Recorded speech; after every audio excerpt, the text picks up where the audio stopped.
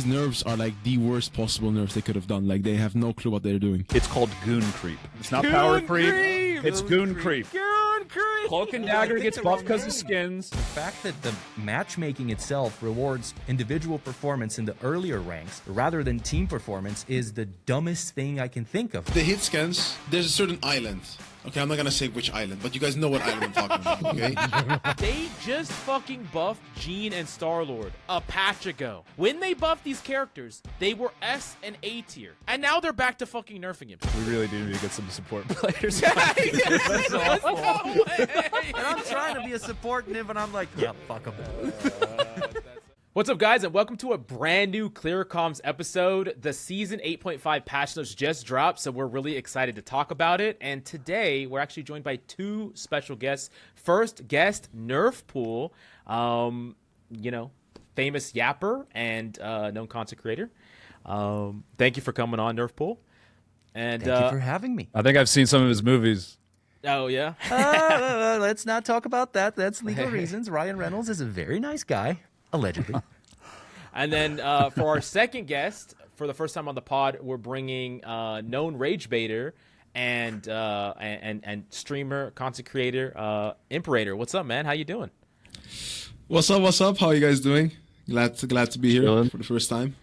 No, we're really excited to have you on the pod. I see a lot of your takes on X, and I love the rage baiting. I just love all the interaction. It's very entertaining. So it's really good stuff. You want to know something funny? So normally I make it a point to research both of our guests before if I don't know who they are, and I hadn't seen either of your content. I thought with Nerfpool I'd heard what he does. So I'm like, it's like a movie. You don't want to watch the trailers before, so I didn't check anything. But with Imperator, Imperator, is that how you say? Imperator, yeah, that's fine.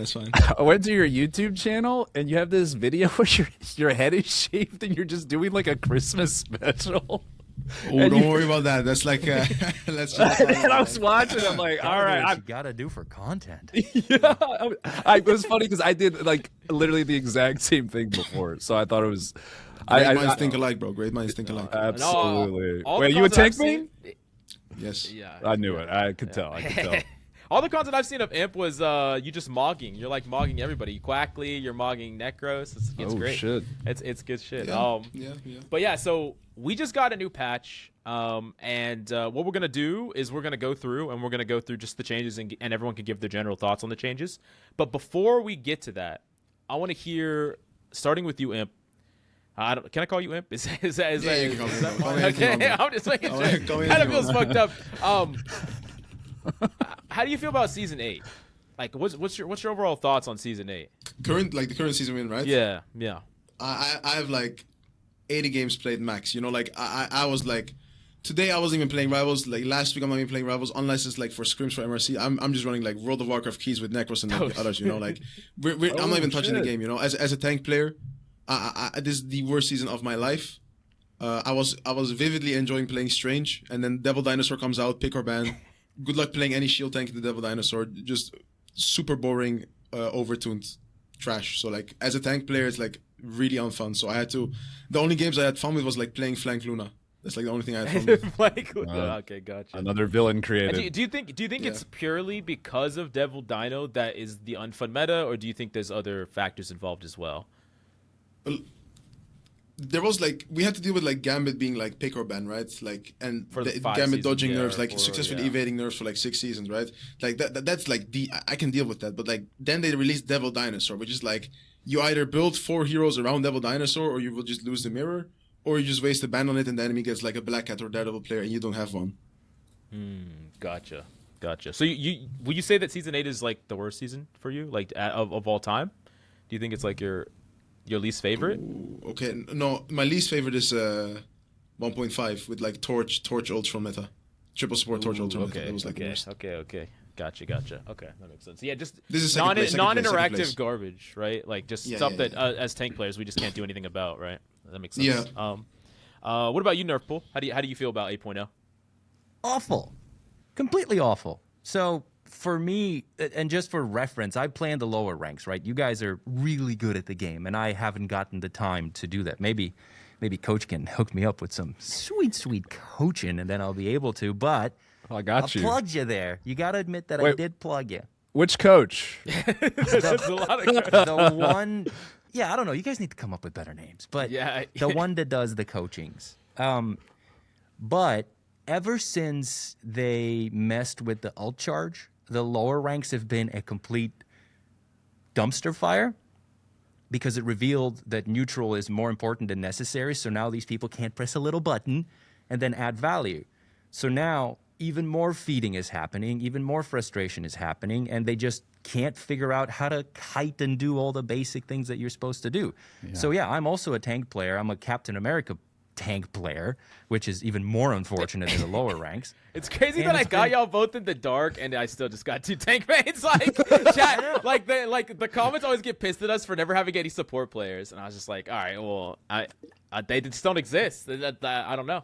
Every support But player I've ever I asked am to come on. converting slowly to a more responsible support player because of you guys. Because a lot of times you talk about like supports having a bit more balls and a bit more zoos to what they do. And I'm trying to do that. I'm trying to make plays. I'm trying to not be a heal bot and to add to the overall team composition. So I've been doing that primarily because of you guys. So that's kind of fun.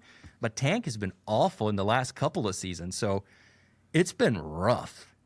That's a really interesting thing because another critique we've had, apart from not getting enough support players on, is we don't have enough lower rank players on. And it's nice to hear your insight. I think what you're saying really makes sense if you think about it, right? Because the ults in Marvel Rivals are all very, very strong. It's the most skillless part about the game is just when the ults come down. Would you say that in the lower ranks, what rank are you, by the way? I am currently a Diamond 2. Oh, okay, that's not super low rank. Yeah, you're they're being gonna get nice. mad at us. They're like, it's not low enough. We need to get bronze players. Like, Okay, well, let me yeah. put it this way. I'm gonna get it lower. I'm currently a Diamond 2, but I always kind of go back because I go on these beautiful winning streaks for some reason and losing streaks. Sorry. So I do primarily like Diamond 2 is my peak, so that's the furthest I've gotten. I'm really like a late platinum Diamond 1 kind of player, depending on how hard I tilt and how big my losing streaks are. It's not tilt the Nerf pool, it's EOMM. No, but I don't know. don't start with this, No. witch doctor. We'll push it aside. We'll push it aside. What I wanted No, to we ask you, though, I did want to ask, because this is not a topic we've been able to talk about a ton. What changes or do you think could be made to target it specifically at casuals that would make the experience better for them? Or do you think maybe the game shouldn't be balanced around lower ranks? Excuse me, because we've had a lot of that, and I'm kind of having you serve as like devil's advocate to argue with people we've had in the past. Is there a reason to balance around the mid to lower ranks or not, do you think? So are we talking about ranked or are we talking about Ranked. Rivals as a game? Whoa. Ranked, yeah. ranked, Well, yeah. I guess technically as a game, right? Because there are some people who don't play ranked, and I'm sure they make changes based on those specific players too. I think NetEase has a big task on their hands because the game is very casual friendly and it does attract the casual crowd. I'm a perfect example. I never played competitive games before this. I started dabbling with this one honestly, because of Magic. And then I had to learn things and I got naturally competitive with it, but still I kind of suck, but I'm all right. So I don't know if they should balance too much around casuals because take the latest patch, for example. I know so many Star-Lord players that are not going to be affected by this. They're not even going to read the patch notes, and they're not going to optimize his fall off and not even think about that. They're just going to go pew pew and charge their ult, and that's about it. So I think ranked is ranked, right? As a casual player, I want to enter ranked and know that that's the place where pros play and it's more serious. I want that integrity to be there. I don't want to go in ranked that's built for casuals. That doesn't make any sense to me. If you're going to create casual modes, make casual modes. 18 versus 18 is a great move. Doom match is a great move. I would even take it one step further, and that's an idea I've had for a long time, and it goes back to another topic, which is NetEase's relationship with content creators and what they give us to create content around. Fortnite has this, concept of worlds. You get to build worlds and people get to play in your world, and you actually get paid for that, which is a pretty decent concept. I'd love to see Rivals lean a lot more into that direction, where they can have, for example, Captain Coach's world or server, where maybe you can do some tweaks yourself, select the maps. All the Gooner skins are free. All the Gooner skins are extra free. Mantis's butt cheeks look extra saucy. So, in any case, I'd love to see more of a spin towards that. But ranked, I think ranked should be just competitive. And for me as a casual, it should be a really pure competitive experience if I want to get that. Outside of that, maybe make a ranked experience for casual, something that's a bit more loosey-goosey. I don't know, but I feel they're just not, they're trying to balance things, and they shouldn't. I think they should go in both directions and separate the two and go super casual and then super competitive. If they're going to do this esports stuff. Kind of to your talking point, this was a criticism back in Overwatch. Imp, you played Overwatch, right? You were an Overwatch grinder, or did you never play? I come from League of Legends. Oh, League of Legends. Oh, me okay. too. Yeah, kept coming Me too. League of Legends. Explains like why both of y'all are so toxic. Gee, no, I'm just kidding. I'm kidding. But Everything's not wrong. Not wrong. But there was criticism back in Overwatch for like by participating in ranked and like grinding to a certain level, you could unlock the gun skins, right? In rank, you got points and you got special gun like skins, golden guns and stuff like that. And there was a lot of hardcore players that criticized that because the idea is you force casuals to play your mode. In the same way that like there's things like skins that you have to get in competitive. Like, there's a lot of casuals that they might never even engage in competitive at all. Like, they would not. They would just play only the casual mode. But when you put skins and certain things behind, you have to achieve gold rank in order to get them. Now, all these players that would never even touch competitive, they're forced to touch it. Like, they have to play it. They have to grind it. And then it kind of, you, like, almost force the fusion. Like, I can see both sides. On one hand, it's like, oh, it's cool to earn something, and it's also cool to, like, you know, force casuals to be introduced to competitive. But on the other hand, it almost dilutes the experience because it's like, you know, they have to play it. So you're going to kind of balance for like this giant group of people that are playing competitive, even though like they really wouldn't care. Like normally, under normal circumstances, they just want the skin. They want the new, whatever skin that they're giving away at the end of the season. So I don't know. What do y'all, that kind of talks to what you're talking about, Nerfpool. What do you think about that? Do you think that is like, is that forcing the fusion of that in a negative way, or is that fine? What do you think? I think it's cool to give some stuff away for progression. I think that's fine. If anything, they're not doing enough of it. Like the fact that it just ends at, I think, what, platinum? You get like a recolor or something like that, and then it's over? Like you guys get nothing for like reaching higher ranks except a little badge really. sometimes, Yeah, right? That's about it.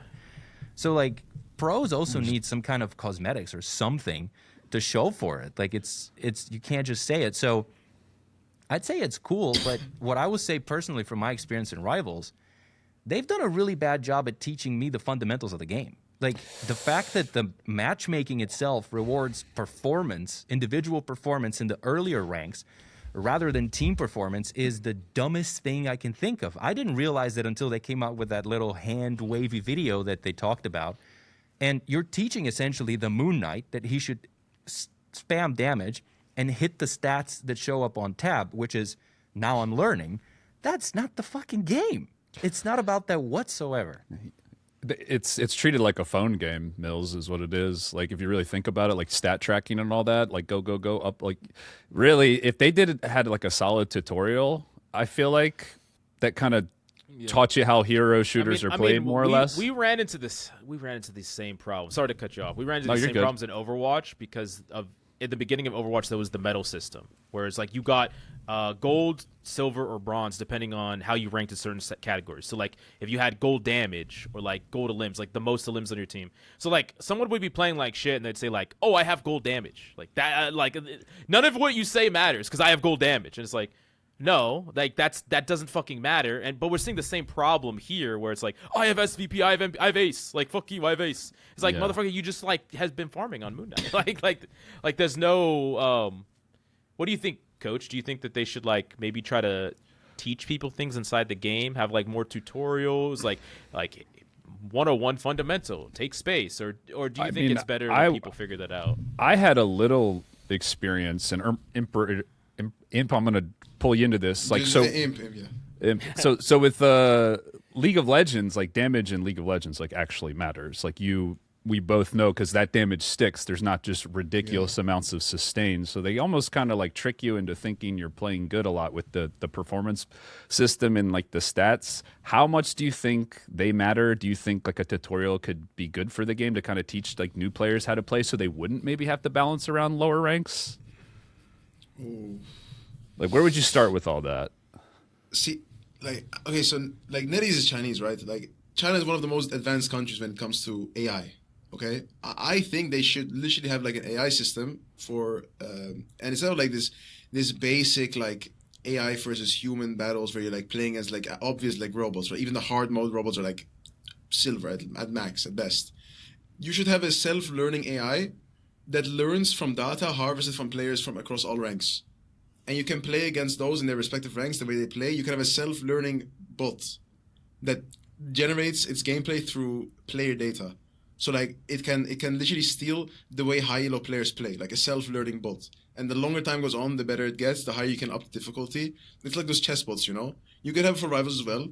And you can have loyal players play against that. If they don't feel comfortable playing in ranked, they can go against their own, maybe a bit higher rank and review their gameplay through there. That's really interesting. My question to that is, what if the bots in the game start asking for my social security number? What do I do then? I mean, I would give. I don't think it would. You know. Hey, if is it the Black Cat voice actor? So then they'll probably give it. Give it up. But to balance for lower, I don't think they should balance for lower players. You know, like when Nerfpool was talking about balancing for lower players and like giving like focusing more on like the creator side, I think they should give less to creators. So like, hold on, it might sound a bit. Whoa, yo, chill. Listen. Cut his mic. We've been hand fed a bit too much. Okay, like the Cinnabrit tournament that's going on right now, 150K tournament. Okay, Yep, 150,000. yeah. There's probably gonna be like. Not like many like Marvel creators playing, you know, like more so big creators for advertising, right?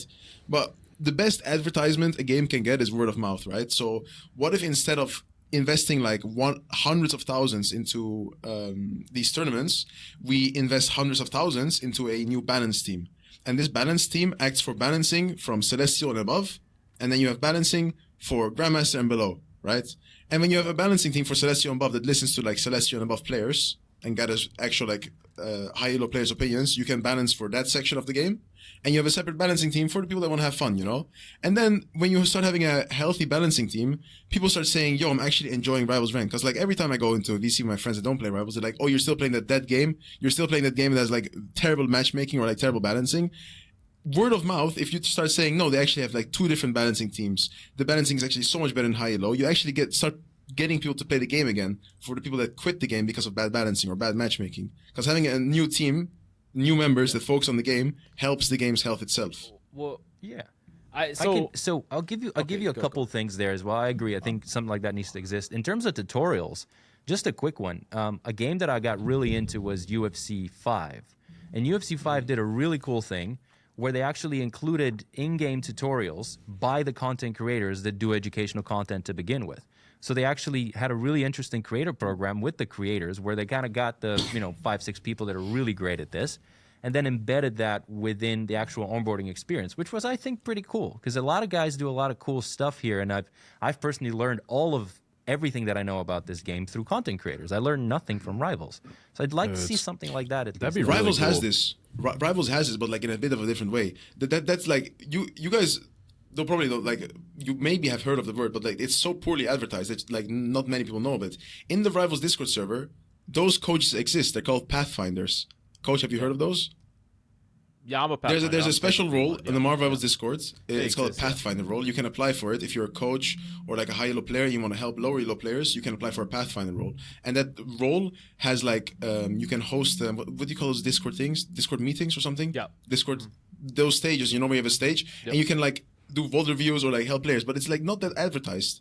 So like if you can implement those Pathfinder systems in the game itself, Yeah, instead of having they people could to have definitely in do Discord, it. I mean, boom. they could definitely They could easily do it. They could easily do it. But wait, real quick, I wanted to respond to Imp real quick. Because I know you talked about the Senate tournament and you said, like, because I agree with you about having like a balanced team, like having a balanced team, like a playtest team. We talked about that in the last patch.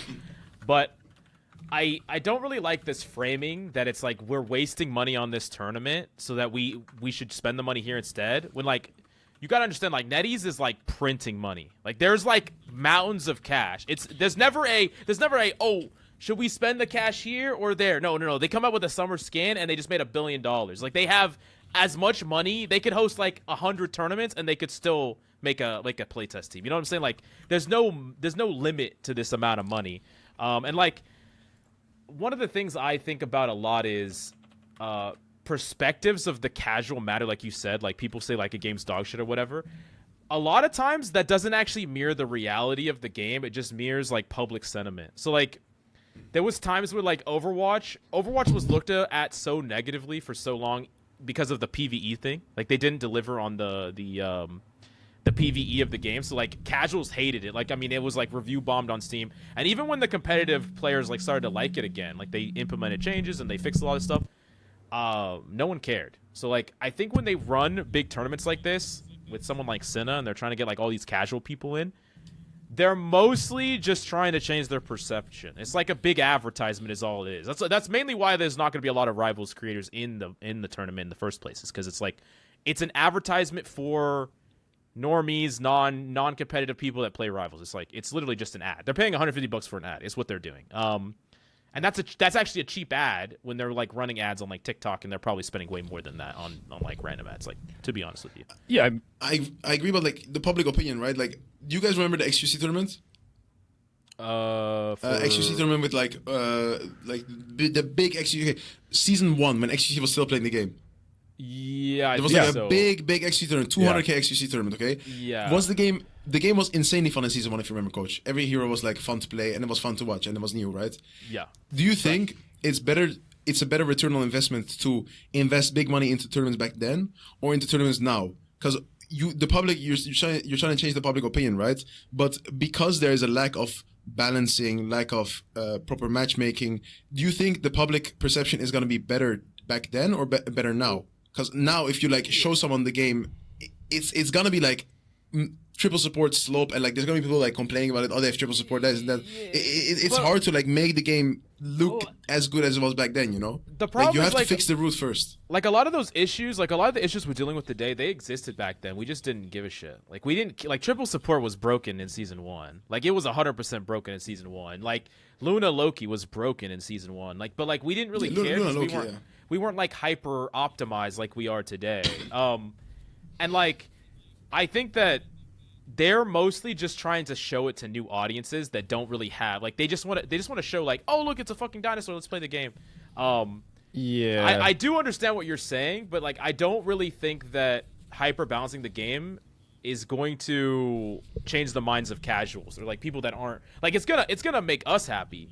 I don't really think it's gonna make like people that don't play the game happy. I might be wrong, but that's just my. I mean, I think the real evidence is who they asked to do the tournament. I mean, no, not a knock to Cinnabrit. I'm sure she makes like great content, but I think most people know she's primarily known as a just chatting streamer. Right. Like, she's like a very casual Marvels player, and she's been like, I think she plays like Squirrel Girl.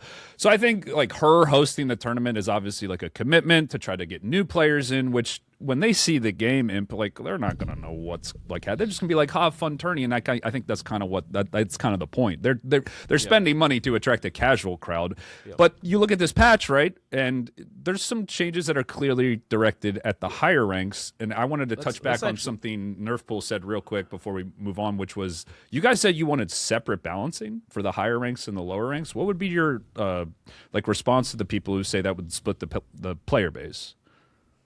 Is kind of what I wanted. Please split it. Split it. Yeah, you don't care? Split it. Because like League has ARAM, different stats for heroes, and ARAM as a part, apart from the main game mode. Yeah, they have ARAM balancing, and then right. No, my problem. My problem is, I don't know if it would 100% make it better. It just might make the bad balancing more apparent, if that makes sense. It will, and you're like touching on something which is we should talk about later, which is like a lot of this goes back to the way that the matchmaking works. Okay, we'll get there. Okay. But okay, all right. Can y'all see what I'm showing y'all? We can go see through the patch list. Can all y'all see? Imp, can you see? Can you see what we're going through? Yep. We're gonna go through each change one at a time, and we're just gonna talk about them, give our thoughts, and then we'll move on. We'll also talk about Cyclops at the end. But first, let's talk about Angela. So what they did with Angela is now her charge is on a 4-second cooldown instead of 6, 2 less. Now she gets 50 more shields, and the recovery rate on her shield to bring it back to full health is, instead of 50 per second, it's 60 per second. And there's also a faster duration between using your shield. Instead of 1.5 seconds, it's 1 second. Let's start with you, Imp. How do you feel about this Angela change? Great. I mean, I play Angela. I think other tank players that don't play Angela dislike it. Yes. I think almost every tank or supporter DPS player dislikes an Angela meta. They kind of reverted her original nerf. Just go think. Just go think. They kind of they reverted her original nerf because they originally wanted her Assassin's Charge cooldown higher, and they buffed her Brawl. They made her access do more damage. They gave her a bit more HP, and now they're just like reverting the nerf. So now she has Brawl, and she can go in and out more. The shield HP is also revert. I think that was nerfed in the previous patches, and now it's back to 350. I mean, makes sense. There's more DPS, more hit scans now, and especially with Cyclops, I think she needs that survivability. And the canceling the shield is just like the Emma shield cancel. Recovery is like quality of life. She'll be able to do the cancel like quicker now, right? Like she'll be able to get more in. Yeah, like that's honestly. I also play Angela. She's gonna be a lot of fun to play. She's probably be triggering tenacity like hella though, because that is interesting. Yeah, she probably will. She will be, because on this, if you get like a charge back to back like pretty quick because of the cooldown, you might actually. It might create some weird situations, but yeah, no, I agree. Like overall, these are really great changes for Angela. Like she's probably gonna be like hard meta. What do you think, Nerf? What's your thoughts? I love it. I love any tank that can allow player expression and some creativity whenever you need it. She has that in spades. The most mobile character probably in the game outside of a Spider-Man, most likely. I see her as the police in the lobby. Like anybody's off position, she's gonna ding you right back to where you need to be. She's gonna punish bad mistakes. And in my ranks, in the lower ranks, that's great because those are everywhere. So I can go crazy. Right. I love this, and this is more in line with her being a bit more balanced, both in flight and not. So that's cool. I'm super happy with it. I love Angela. Outside you like of Cap, buff goddesses, Nerfpool? Yeah. Hell yeah. That redhead sorted. So I'm happy for Angela players because I think Angela was one of the weakest tanks, in 8.0. Like super bad in Dino meta, just honestly pretty bad in general. Like power crept out of the game for the most part.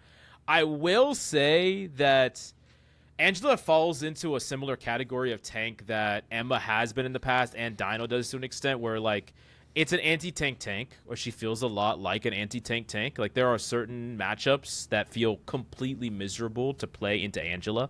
And I think it's fine for like a season or two, but I just can't imagine like a permanent Angela meta. Like I think I would lose my mind. There's certain tanks that you just like if you're playing Magneto like nonstop into Angela, like you hate yourself on certain maps. You're just gonna get pulled off every single time. And if there's 2 kidnappers, you're just gonna die. So this character is really like these buffs are massive. Like I think that there's a good chance this character is one of the best tanks in the game. Yeah, she went from bottom 3 to top 3 tank. Yeah, I agree. Like the three tanks that are like the most cortisol inducing, like the cortisol spike inducing tanks that you don't want to be meta for a long time are Angela, Groot, and Thor. Like if one of those 3 tanks is like meta for a too long time, no tank likes playing into Thor, no tank likes playing to Groot meta with 3 supports, and no tank likes playing to like a Angela poke hard dive meta. You can give them a little bit, and then you gotta you gotta reel them back. Yeah. You You almost got to deploy them. Just like deploy the Angela, deploy the whatever. Then it just bother people for a season and then pull them out before they. But hey, as long as they pull them back, like we're good. Like I just there's just fucking supports we'll talk about in this video, and some DPS that just like they never undeploy them. They don't fucking undeploy them. They're just here forever. I will say one thing too before we move on is the fact that there were reverts here to previous changes. That's something you're going to notice a lot in these patch notes, and I just want to take a second to like praise NetEase though, because like it's very rare from my experiences to see developers just revert changes after they're like, oh yeah, we messed up, it didn't work out. Like it's one thing that I criticize League. They would just never revert changes because their developers were just like always thought they were right about what they were. Yeah, go ahead. I'll forgive them for this because when they nerfed Angela when Angela was really, really good. There's 2 changes that we'll talk about later where they nerfed characters they literally just buffed, but they buffed them when they didn't need the fucking buffs in the first place. Like, that I will not forgive. This is forgivable. This is not the same as that. Like, all right. We'll get there, though. I'm still pissed off, but we'll talk. Yeah, I know what you're talking about. Devil Dino. Okay, so Devil Dino no longer grounds flyers, so he's not an anti-flyer anymore. He can still shoot them, but he can't ground them, which is a really big deal. The barrier is now 2 seconds longer, from 10 seconds to 12 seconds, and the bleed percentage damage per second on the bleed effect is half, 1.5% from 3%. Imp, what do you think about this change? Is this enough to kill the Dino? Terrible nerfs. They nerfed like the wrong parts of the kit for Dino, in my opinion. The grounding part you barely use unless like you're playing into Star-Lord or like Ultron, which is like Ultron you're only like playing against a really high level on scrims or like competitive where you play 3 supports. The body barrier cooldown 2 seconds, it doesn't mean much. Like the problem with Dino is he can walk up, grab you, and there's a 400 HP big bubble preventing healing from happening. If you want to nerf Dino, cut the shield's HP in half, first of all. If you want to nerf Dino, reduce the percentage HP he does with his bites. I know that's a big part of his kit, but reduce the percentage a bit. So like he's not like as much of a hard tank buster when he's like doing his shield kidnap combo, and reduce his mobility while he's like, you know, like those cancels with the shift where you can like jump in there, like leap super far away. Yeah, those 180 like the jump in. Yeah, 180 jump. Yeah, those are the parts which make Dino like a strong tank. I mean, those are like the only bits of his skill expression, but yeah, they are broken. Yeah, they are the broken parts as well. Like, and his ult is like, you can increase the cost. He does get ult a bit fast because you can apply the bleed to everyone with your right click, right? You can, but like the damage per second of the bleed effect, I can see it, but like the barrier cooldown it's like a placebo nerf, and the knockdown effect as well. Like it's only worth into some comps. Yeah, I'm in total agreement. I have a video on where I talked about how they could nerf Dino, and I wanted them to maybe focus more on making him kind of tanky and being able to deal with those like range matchups that just make him blow up like a little better just by making the shield smaller. And I agree. I think the shield should be nerfed too, but I think they should have just made the whole radius of it like a lot smaller, and then obviously break quicker, and then maybe like potentially if it gets popped like in situations of high damage, give him maybe like a little damage reduction just for him, because the fact that you can use it to block heals like you said with the kidnaps, it's just obnoxious. And I didn't think that the beam for the anti-flyer thing, I didn't think that was that bad. But guys, we can play Iron Man against him now. Just trolling. He's yeah, a calendar. It shut him down. Yeah, right? No. Oh, yeah, okay. I guess, bro. Iron Man. I'm just trolling. And then Iron Man is being played a lot. So there's been this ongoing debate between like pros and casual audiences about the Dino. Where do you fit in their Nerf pool about, like, do you think Dino is just like, is he a character that you think is good to be meta, or what's your experience, in the ranks you play with Dino and this change? How do you feel about it? Yeah, good question. I don't think the lower ranks have figured out what he does. I got a Dino yesterday that was flanking me. So I don't know, man. I had a guy on comms going roar when he, went in with his ult. So I don't think they know what to do with him. I stand in front of dinos a lot of times as a mag, and they just chomp at me, but I don't get thrown back into their team or anything that I haven't picked up the character myself. So I don't think they know what to do with it. I think they just like that he's big and red and, kind of looks like a devil. So I haven't seen him being a problem, and I actually haven't seen him being played that much, which is kind of wild. I thought everybody would want to be the big dino, but I think because he's not mobile and just kind of sits there in many cases, they just haven't picked him up. Whenever I've been against a dino, I love going like Mantis or Atom or something like that and just doing some fun things there. But honestly, hasn't shown up a whole lot. It's just people haven't figured out how to play him. They just want something a bit more dynamic, and I don't think he's dynamic at all. That's honestly surprising. Like I was not expecting, because he seems like he'd be better in the lower ranks. Like he does require a lot of. They can't heal him. Right. Yeah. Like I guess everybody's running triple DPS. Yeah, a lot of DPS. There's a lot of Moon Knights and Squirrel Girls that are just like randomly around, Just Wanda's good into him too, actually, I think. Like Wanda's actually decent. The constant stun. Yeah, it's obnoxious. I can see that. He's a bit of an ult battery in the ranks as far as I can see it. And then what I've seen, I think I've played him a couple times just to try. I don't, as a tank in the lower ranks, I really have huge mistrust of my healers. And it's okay. I try to take as least damage as possible, but there's just situations where I'm like, you're right there. Could have helped me a little bit. I've seen him die so easy. Once you get through a certain, like, I think they really struggle to top him up once he gets low because he just has such a big health bar. Right. And it takes You him hear a that, while chat? to get him going. And Top he up your absorbs all fucking the healing. dinosaur. He is a No, dinosaur. It's one of those things where like the character is actually really cyclical. Like there's a cycle to him with your grab into your bubble that like once you do that cycle, that's where the value comes from, where you're just kidnapping into bubbling them off into getting a free kill, right? But like with most characters that require a certain cycle, lower ranked players have a problem like executing that cycle. Like it's really important. If you don't execute that cycle, you're not really doing what the character is supposed to do. Like if you're just running it as Dino and just like trading damage 24/7, that's not really what makes them broken in high elo. What's broken is that cycle. And to your point, Imp, like the change from 10 to 12 seconds in the barrier, that might make the cycle slightly slower, but it doesn't make the character worse because they can just wait an extra 2 seconds and then do the same fucking cycle that they've been doing and just do the same thing. Like, you know, if they did it 60 times in the game, now they're doing it like 58 times, and it's still busted. So, anyways, And just a quick one before we move on. Another problem with the lower elo is that let's say they do the cycle. Let's say they grab me, throw me into their team, and then they bubble. Their team just looks at me, goes like, "Huh, a cap," and then moves on. They don't focus me. They don't do anything. They can just jump back out. So that's the other problem. That even if you create that opportunity for your team, a lot of times they don't take it. it's fair. All right, let's move on to Magneto. This is a pretty simple one. His ultimate is now the maximum duration goes up from 4 to 5 seconds, and the damage when fully charged is now 350 instead of 300. So I play a lot of Magneto, or at least I used to play him a lot more. I actually think this is a really good change because it gives you more decision making on the ultimate. Like you can hold it for like an extended period of time if you're trying to neutralize an ult, like a Star-Lord ult. And mostly it's just because this ultimate is like more like this makes the ultimate more defensive oriented.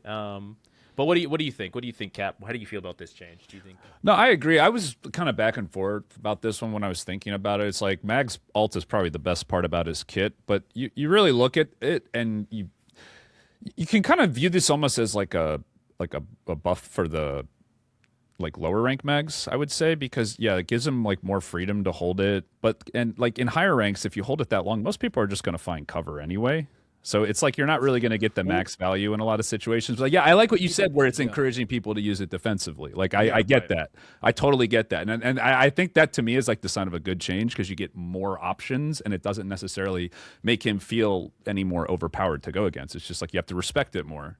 You know, and it's something if they did something like make it so that it built up charge faster or did more damage, like that would be different because it'd just be like straight up more power, and I wouldn't really like that change. But this is just like more decision making, you know, more lengthening engagements instead of shortening them, I guess, if that makes sense. I think this is like a really clever change overall, and it's not really gonna. I don't think it's gonna be bad to play against. Like, but yeah, I think it's gonna promote more Magnetos. It just creates the execution, makes it a little easier, and also it's gonna help a little bit more with those Star-Lord ults. It's just a lot of times if I decide to ult into a Star-Lord just to absorb it.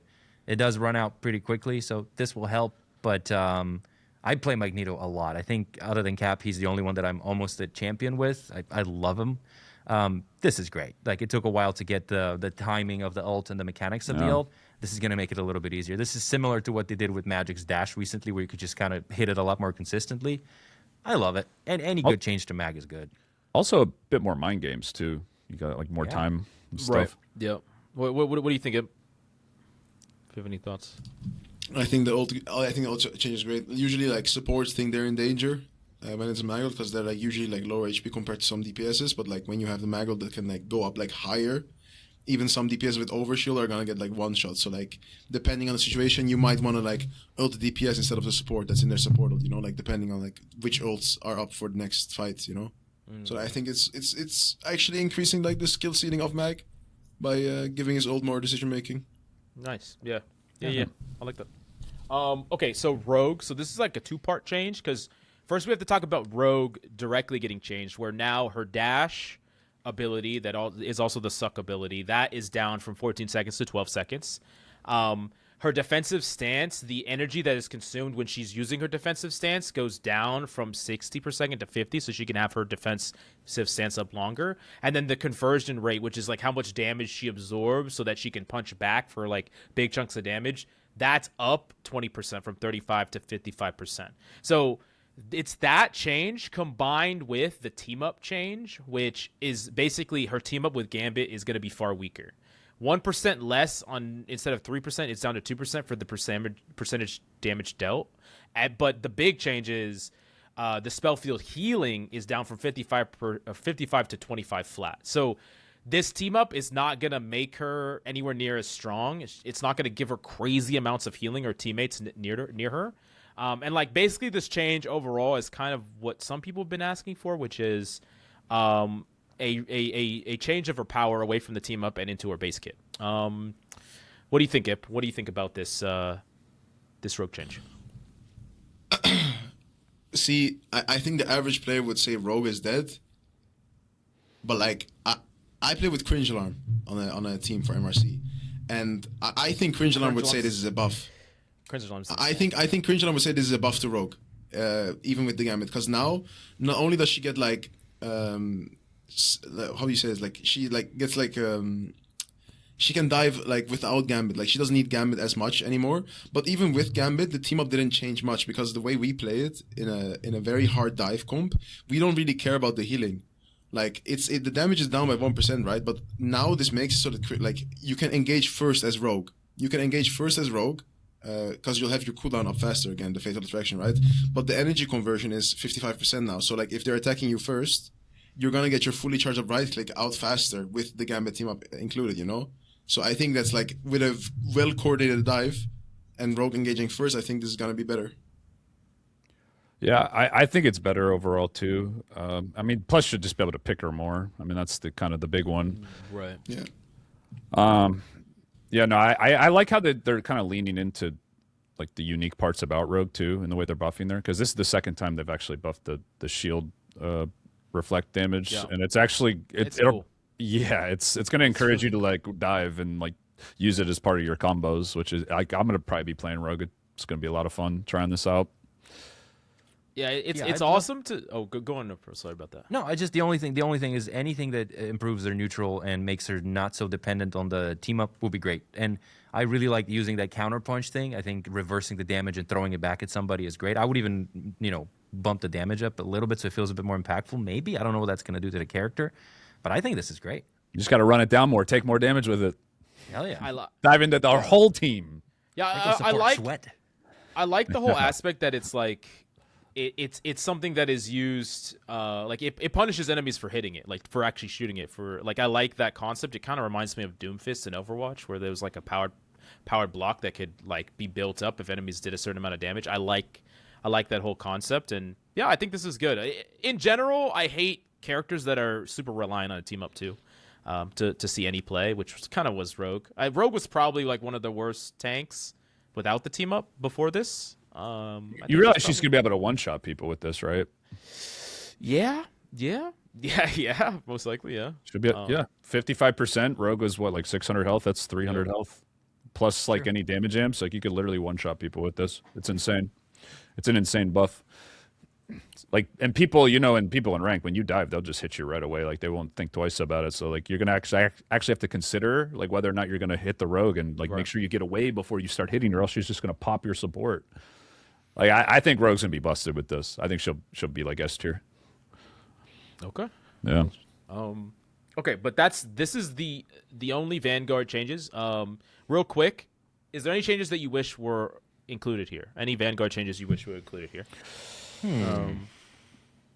Strange. Strange? It's strange Yeah, what? Strange. Buff strange? Okay, wait. Strange. Imp. I have a specific gripe that I'm pissed off about. I want to hear if you have the same criticism. When I play Strange, if they are on White Fox Luna backline, where Luna gets the fucking daze, White Fox has the daze on 6 seconds, and she has the teleport with the shield, you can never fucking hit a Strange ult. There's zero window. Like I was thinking about it. It's like, one of those, when the days cancel, both the days is cancel, and the Luna freeze cancels, and the fucking White Fox teleport often will cancel. There's zero. Oh, no, don't even forget that when White Fox ults, there's a window of where she's unstoppable, so she can't be CC'd during the activation of her ultimate. So, and then of course when Luna ults, she just like doesn't get hit either. So like there's literally no window that you'll ever hit a fucking strange ult. It just doesn't happen like against those characters. Yeah, I've been bitching about it on stream like nonstop because it's just like yeah. I mean every tank had like their moment in like the sun. Okay, the last time Strange had his moment was when Gamma was a thing, right? And that was like when the game just came out and like people didn't realize like it wasn't that competitive yet. And then now we have modern like we had Groot had like 3 seasons. Thor had a season for himself. Mag had a season with the team up. Thing was meta for a bit. Like Angela on release, Cap was meta for 2 different seasons, one with like Flank Jeff and like one more recently. Like every tank has like gotten a lot, but like Strange like every time Strange feels a bit good to play like A tier. I'm not asking for him to be like S plus, right? But the last time he was like A tier was like when the Invis team up came out, and like the season after that they instantly nerfed his shield, and then nerfed his shield recharge, and then they nerfed his shield HP the season after. Like he just. They can't keep like Strange in A tier. Like he has to like be weaker because like I think mainly for like lower ranks they don't really care like about like the ult of Strange, right? So like they don't CC Strange in his ult. So like I'm guessing he gets complained about a lot in like the mid like more mid ranks. Strange but, like, I don't even want like more damage or like more HP. I just want them to like revert the shield changes and make it so that his shift, the wind up gets like cut in half because like Strange. Winding up to fly is like slower than Homelander trying to like fly in the last episode, you know, like Strange takes so long to like float up. Like if they could just like cut it in half, his shift would feel so much more nicer to use, and you would hit like you could hit better ults as well. I feel like Strange is cool enough to be a season 9 character, but had the curse of being one of the release heroes, so he's just weaker than everything else. Like because you're like what you're describing is just like making him quicker, faster, less counterplay. Like that's every new hero. He's right? gotten he needs that power creep. He needs that Guang power creep like ASAP. Oh wait, this one might be a hot take. And here's the thing: my general philosophy is if a character's been too strong for too long, it's okay if that character is bad or weaker like for a substantial amount of time. I would personally like if they made it so that tank pool's swords did anything. Like I could even see like a further nerf to the character if you want, but my problem is still the only way to build that character is with his guns. Like I hate generally just the whole thing where it's like that's the question I always get when I'm playing tank pool. Oh, do you use his swords? No, I don't fucking use his swords. Like I'll use his swords if I'm max level or I use it like in like 1% of the time. But it would be cool if there's like if you're gonna nerf one part of his kit, like give him a reason to like, or give you options like build this way or build that way. Right now it's just like build this way. Other than that, that's the only change I would give a shit about. I think all the other changes are fine. Oh yeah, buff Thor's ult, but it's hard because I think Thor's only allowed to be this strong in the neutral because it's shit ult. So Hulk's gonna be a bottom 3 tank, and I'm still not asking for anything. There's no way he's gonna be a bottom 3 tank. You're capping. Bottom 3 tank. You're yes, he is. so capping. He is, and I'm he's still. Not, I have principles. Hulk doesn't need buffs. He's just not. nerf all the DPS. He's definitely not. He's definitely not. That's no way. I think in solo queue, it might be a bottom 3 thing. In scrims, like we are running some cap Hulk homes and like Strange Hulk, and it's like working nicely with like a brawl or like hybrid. But you need communication to make Hulk like shine.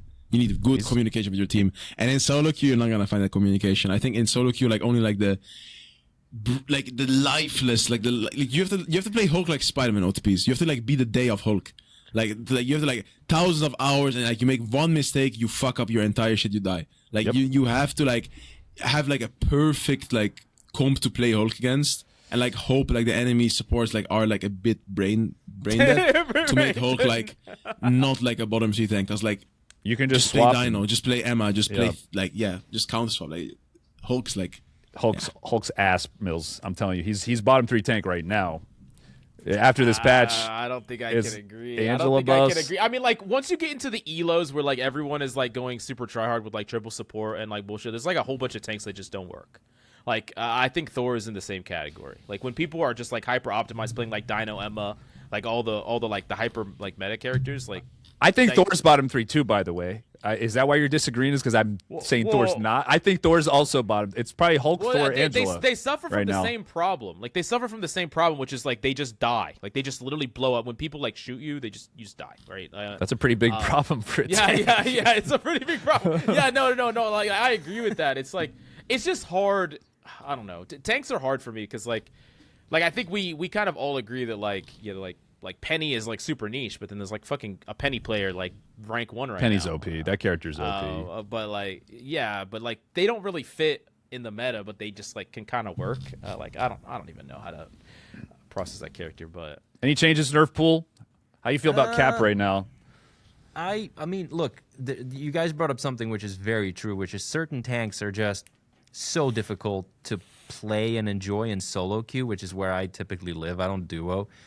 I can't tell you the pain I've gone through to be a Cap main since season 1 all the way to now and learn the character and just go through that. I want to learn Hulk a lot more. I think I've heard Captain Coach talk about his philosophy of Hulk, which is kind of like a bouncer at the front, just swatting people off and doing what you need to do. And I've tried that and it's enjoyable, but I agree.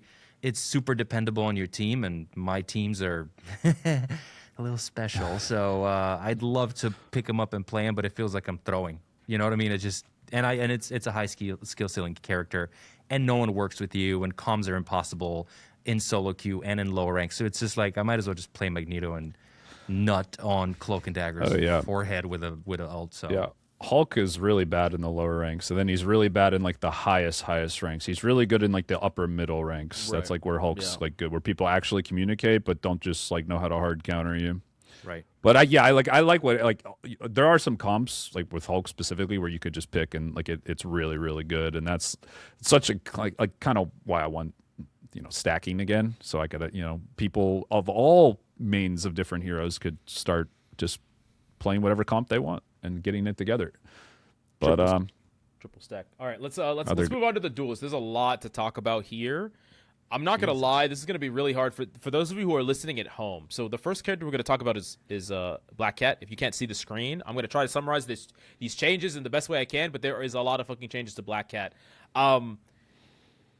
They removed one of the charges to her primary mobility ability, like her main dash. They removed one of the charges, so it was 2 charges and it took 10 seconds to build. Now it's 1 charge and it takes 8 seconds to build, which is like a huge cap to her potential like movement overall. Like when she tries to set up for a dive, it's about like how much she can put into a dive, and now she can only do it once, right? Her Phantom Pursuit, which is the intangible ability, is just 5 less damage on that one.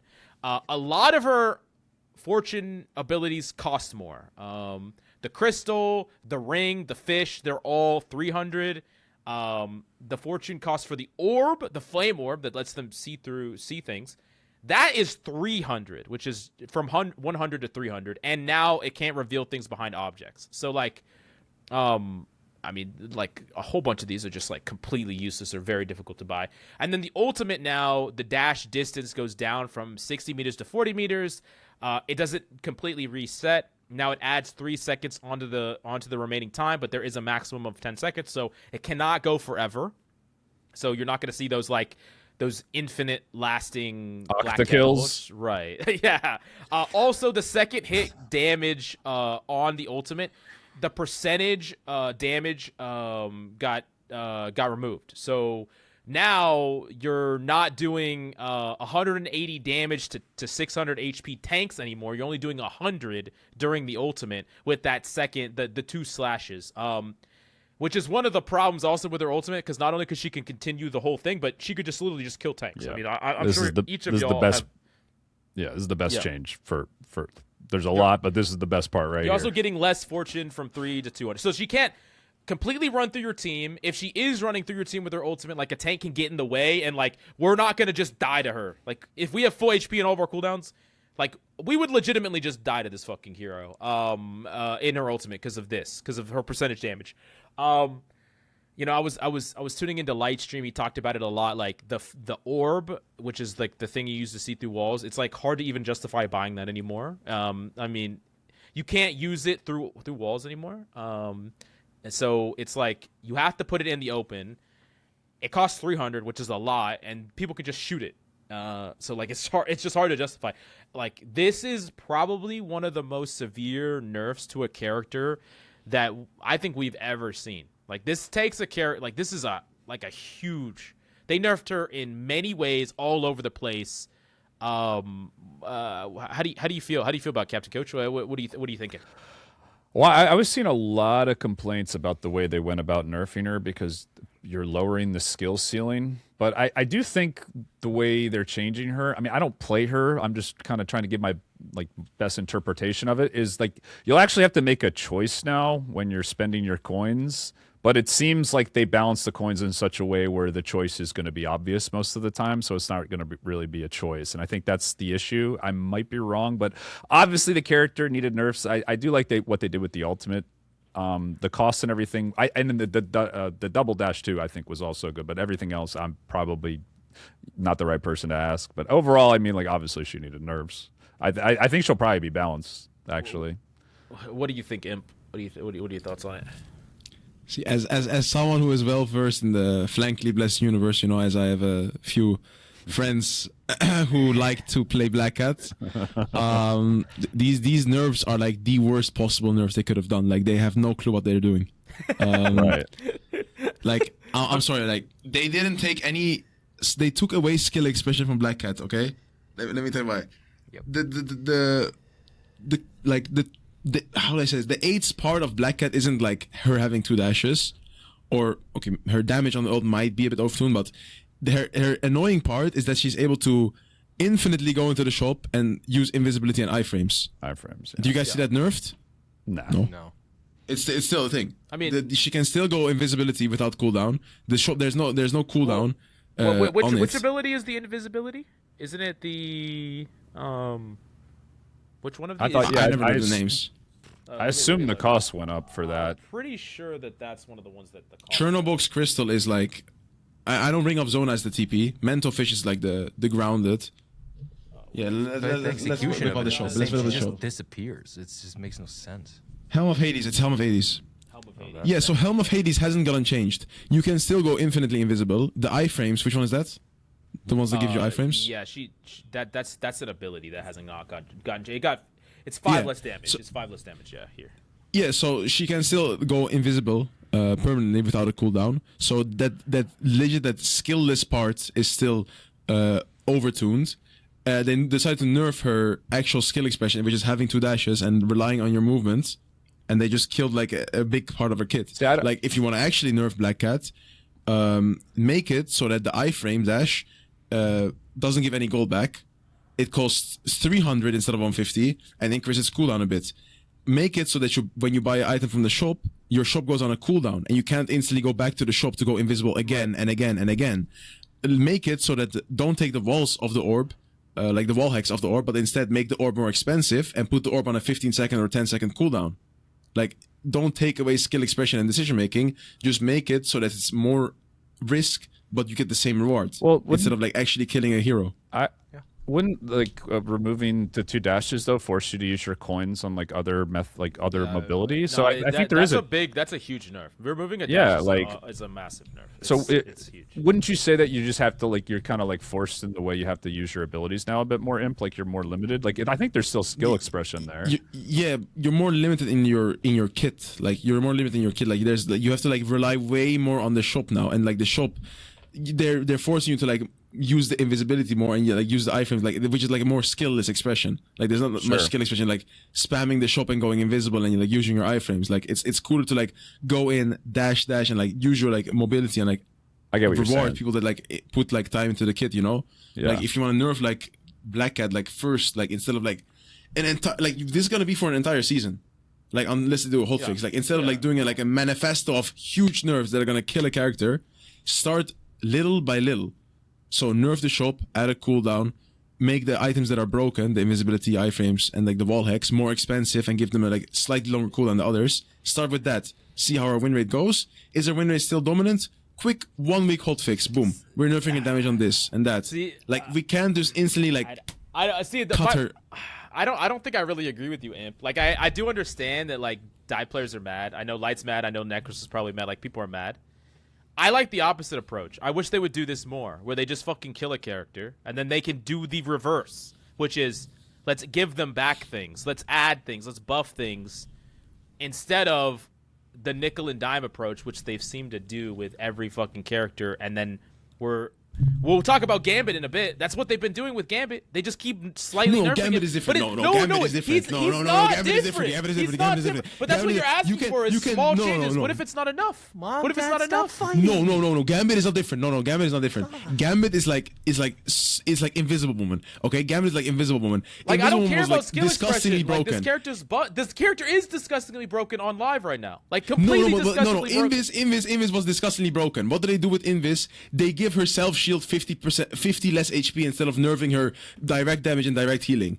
Gambit was like broken for so long, and instead of nerfing his ult, they nerf his damage on by 5 on like the card splash damage. What They if nerf they it by did 5. this Like instead? What if the first nerf they did to Gambit was just like fuck your damage, fuck your ult, fuck this, fuck that, and then people were like they ruined my character. It's like, well, at least it's not a permaban character. And then if the first nerf to buff Gambit was his ult, no, I'm just saying it was like this, where it's just like a wall of text, like a whole bunch of shit.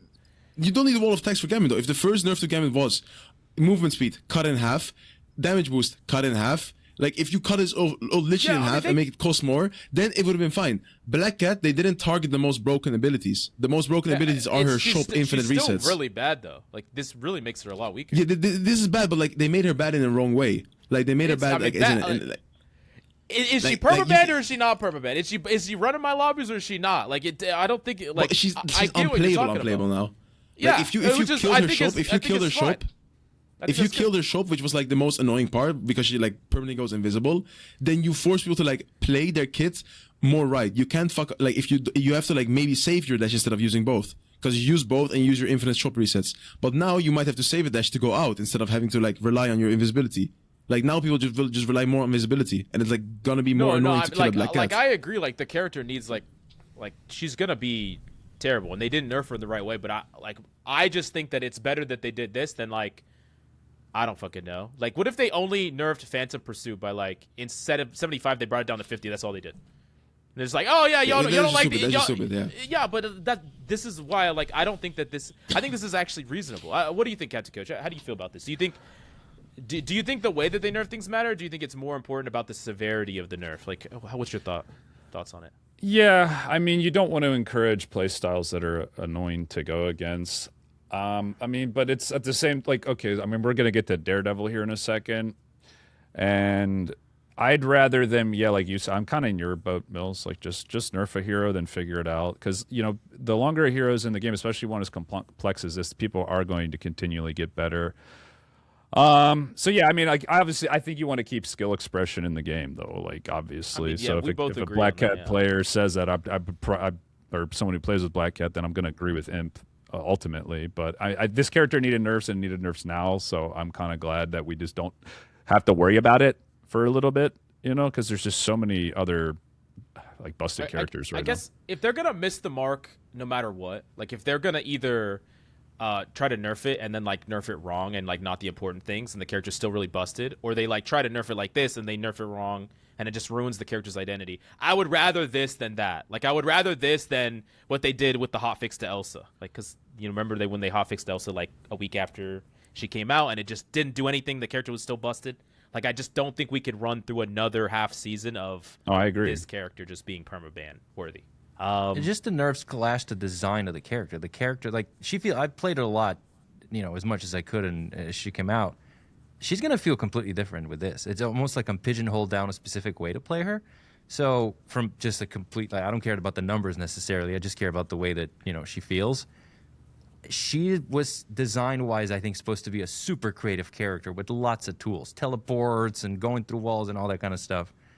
Now I don't know. I need to test it myself, but it just feels like my options are limited. So what's the point of designing a hyper creative character and then limiting their options? That's the part that I'm wrestling with. That is a good point. I think it would make more sense to, instead of making everything so much more expensive, like you could weaken the effects of things, but like people get to do them more. You know, like because Only half of her body's invisible. Well, like imagine if it like faded, you know, like after like 6 seconds or something, or like the shield. The fact that it's instant is so stupid. Yeah, by the way. exactly. Like, It they should could do fade. a ton of different things to it. I do agree. Like I'll it rage is for stupid 30 that- seconds about it. Every character that disappears into this game has two things that disappearance follows: an audio cue and a visual cue. When Cloak fades, you can see her floating around like a little fart. When Psylocke fades, there's a little moth or butterfly, whatever the hell. You can kind of follow her if you have eyes. This one just disappears. They don't even know which direction she Yeah, went. and if you not hit her, even she invisible. still goes back to being invisible. Yeah. Yeah, so it's like that's the piece. I was like, I thought my computer was glitching when I first saw it because she was just. Ding, It does. gone. It actually looks like a glitch. It does make you like it triggers that sense, and you know, because she just poof gone. Yeah. At least Did it Psylocke disconnect? has the. Yeah, right. No sound either. It's just like I don't even hear.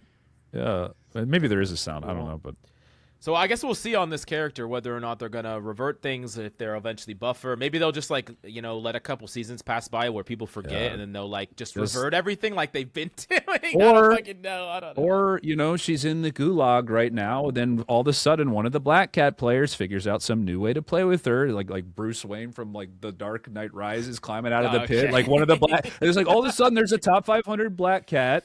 That's just like running lobbies. Let's see how they're playing. Oh wait, like that's you got to let it happen organically to an extent, you know. So, but Okay, let's talk about Blade. This character that has seemingly been buffed like 7 times and is still terrible. This character, now the unstoppable after the Scarlet Shroud, which is his block. Now it's 1 second instead of 0.4 seconds, so you could actually fully stop like a CC. And it's like the window is much larger. With the sword stance, the initial hit with the Daywalker dash goes up from 20 to 30, and the damage per spin goes from 8 to 10. So it's a total increased damage of 52 to 70. oh my god, we went from +1 every patch to +2. Let's go, double the buff. Imp, tell us about this new emerging Blade meta that we're about to run into, right? I skip blade buffs. Every time I read patch notes and I see blades name, I just skip it. No matter what you do to that hero, it's never gonna be meta. That hero needs a rework. It has probably been like in like the history of gaming, out of any like I don't know if it's for Overwatch, but like out of any League of Legends or like World of Warcraft class League hero, any hero ever released, I don't think any hero comes close to being as bad as Blades. Like, the entire kit, the entire design is terrible on Blade. Like, no matter what they do to this hero, until they rework him, no matter how many times they buff him, like, unless they make his sword, like, the same fucking length as his, like, gun, like, the range of it, like, he's not gonna be a good hero. Like, he'll never be a good hero, no matter how many times you buff him. You have to rework him. Yeah, I mean, I genuinely agree. I mean, I've talked about this so much. It's just like characters that don't have burst damage are just like useless. Like in general, they're just useless. He just doesn't have burst. Like this is not burst damage. Like burst damage is like a Bucky shooting you twice in the head and you die, or like a Jean lighting you on fire, or like a Daredevil burst. Like this is just not burst. It's just like There's just too much mobility in the game. Like this hero is so easily to avoid, and just like you just blow him up. And the way that he's designed could work as a tank. Like if they changed him completely, but it would never. I don't think it will ever work as a DPS unless you like turn his stats to something fucking insane. Like give him 500 HP and then he is a tank. What am I talking about? Like I don't know. Yeah, I don't think it matters what they do to him. Could have been the It's coolest. so funny. They just keep buffing him, and it doesn't matter. It doesn't matter whether they buff him or nerf him. Like they could have made him the coolest character in the game. And then when the trailer came out first, and like his music was playing with the old charge, and I was like, the Marvel fanboy in me was like, hell yeah. Right. And then the execution was just piss poor, and I think he just needs to be reworked from the ground up. All right, fuck it. Give him on his pistol dash and on his ult. Give it 100% anti heal. Let's go. That just fucking break the game. But I don't know. He's Like I supposed don't know. to be Like mobile. It's just ugh. I don't know. Doesn't work. Yeah. All right. Let's move on from that. F tier here. All right. Let's talk about Daredevil. So these are the big changes to Daredevil. So the radar sense, which is his ability to see people through walls, It's down from 50 meters to 40 meters, so he can't see people quite as far away. The targeting of his Sonic Pursuit is now 12 meters instead of 20 meters, so he could target people, but he has to be closer to that person in order to target them. And his objection, which is his deflect, that is now 1.2 seconds instead of 1.5. Very long deflect. So yeah, overall, Imp, you have a lot of strong opinions about dive. What do you think about Daredevil and these changes? And the first one is like, doesn't really matter that much. The radar sense, like you just get a bit closer, it's fine, you can still utilize it properly. The dash targeting distance is Sonic Pursuit is like the F, right? Where he gets the movement speed. Well, yeah, it's like the pinging of somebody, and then the pinging of someone. That one is like, and then dashing onto them. Yeah, that one is a bit. You're gonna feel that as a Daredevil player, but the objection one is like, that one hurts a little bit to Daredevil's kit. Daredevil is like, how do I say this? Daredevil is a hero that somehow got balanced for the lower rank players. Let me answer like this. When you play Daredevil on release, you had Devil's Chain, you had Devil's nunchucks or whatever it's called. I forgot the other one. Devil's Throw? It's Devil's Chains and like the throw. What? I thought it was Devil's Throw. Billy I think Clubs. it's Devil's Throw. Devil's Throw, yeah. So back then, Devil's Chain did more damage than Devil's Throw. A bit more. And you actually have to aim Devil's Chain properly, because if you hit it too far, it does no damage. Right on if the you X, hit right? it too close, it does no damage. But if you hit it right, it does good amounts of damage. So that's the skill expression of Daredevil. Instead of nerfing the Devil's Throw, they decided to nerf Devil's Chain not once, but like 2 times. And they let the throw be as it is. So now you have Daredevil players like running around brainlessly, just spamming E right click during their combos, and it doesn't take any skill. You don't have to aim anything. So instead of nerfing like the part that's like making Daredevil actually like annoying kinda and like low skill, which is like just E right click, they're nerfing other things, right? But I wish they would have just made Daredevil like actually skill expression. Because Daredevil on release was way more skill expression. You would just have chain combos, like crazy combos which require like precise aim. But now you just have people like spamming chains on the walls, on the ground, and it doesn't take any skill. If you know I what agree. I mean. We need a diver that's more complex. I wouldn't have access to him, right? But I never played Daredevil that much, but I assume that's what he was like. And now you're saying that he's a bit spammy now.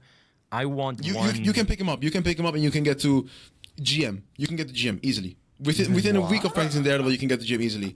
Just go on the back line, press E and spam E right click, and deflect, and then go out. That's literally what the hero has become. Like back then, he was actually like skilled. Like you have to be pinpoint precise with your chain. If you mess up your chain, your dive value is 0. If you hit your chain, your dive is successful. Now you just E right click and your dive is successful either way. Like there's no setbacks or like risk anymore to diving. I mean, I don't want to completely glorify release Daredevil. That character was completely broken, like in half on release. Yeah, because if you remember, his E right click was bugged. His Devil's Throw was bugged on the release. You remember it could go bounce on the wall and bounce back. Didn't he also get like more sustain too? Like he got more shields and more sustain. He got more sustain, more damage reduction on his F. Yeah, but the biggest problem was his Devil's Throw. When you threw it, it could bounce on the wall to the target and bounce back on the wall and back on the target, so it did twice the damage. Oh, so that's how he throw. did the insta. Yeah, like that got nerfed, but like they still kept the damage high of Devil's Throw, and like they nerfed the chain over My and problem over. though, like with this character, is not with like the average person spamming EF. Like my problem is with this character with people that actually reach towards the skill ceiling, which is like even in the case of like you have to aim the X. Like I don't care if this character is harder to play. People are gonna be there. Like people are gonna be able to do it. Like I mean, like anyone that's above Celestial and Eternity, whatever, they're gonna be able to do it. They're still gonna kick our ass with the character. Like regardless of if he's harder or easier. You might think he's too easy right now, but I mean he's still. Yeah, if they make him a bit harder, well, it's gonna be way harder if you have to aim the chain, like rather than like just spamming E right click. Then you're gonna have less people like playing him properly, like more people failing their dives. Like it's gonna be a bit more easier to play against than punish against like bad Daredevil players, because now you can have bad Daredevil players still getting value. Give him a Cap or give him a Venom or give him a Hulk even. Let him jump in with them and give him a bubble and like you just spam E right click and they have value. Yeah. I mean, I like the objection change. I kind of wish that was even more severe. I've always thought his deflect is just ridiculous because it's not It's not a deflect in a traditional sense. It's literally just a shield. It's like a cap shield. Yeah. I mean, it blocks everything. Namor ults, beams. It doesn't matter what it is. Like I know that y'all come from League of Legends, but I come from Overwatch. My most played character is Genji. I played like 4,000, 5,000 hours of Genji, and his deflect was very short.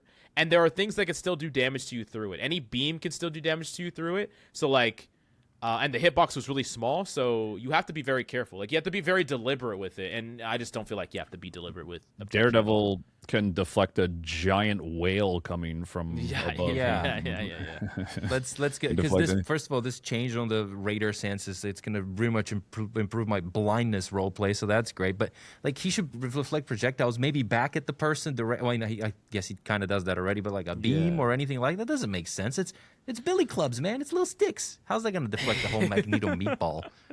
Ridiculous. But my general takeaway for Daredevil is that he kind of got a slap on the wrist in comparison to Black Cat. I mean, Black Cat got really fucking hit, and Daredevil was like, we're good.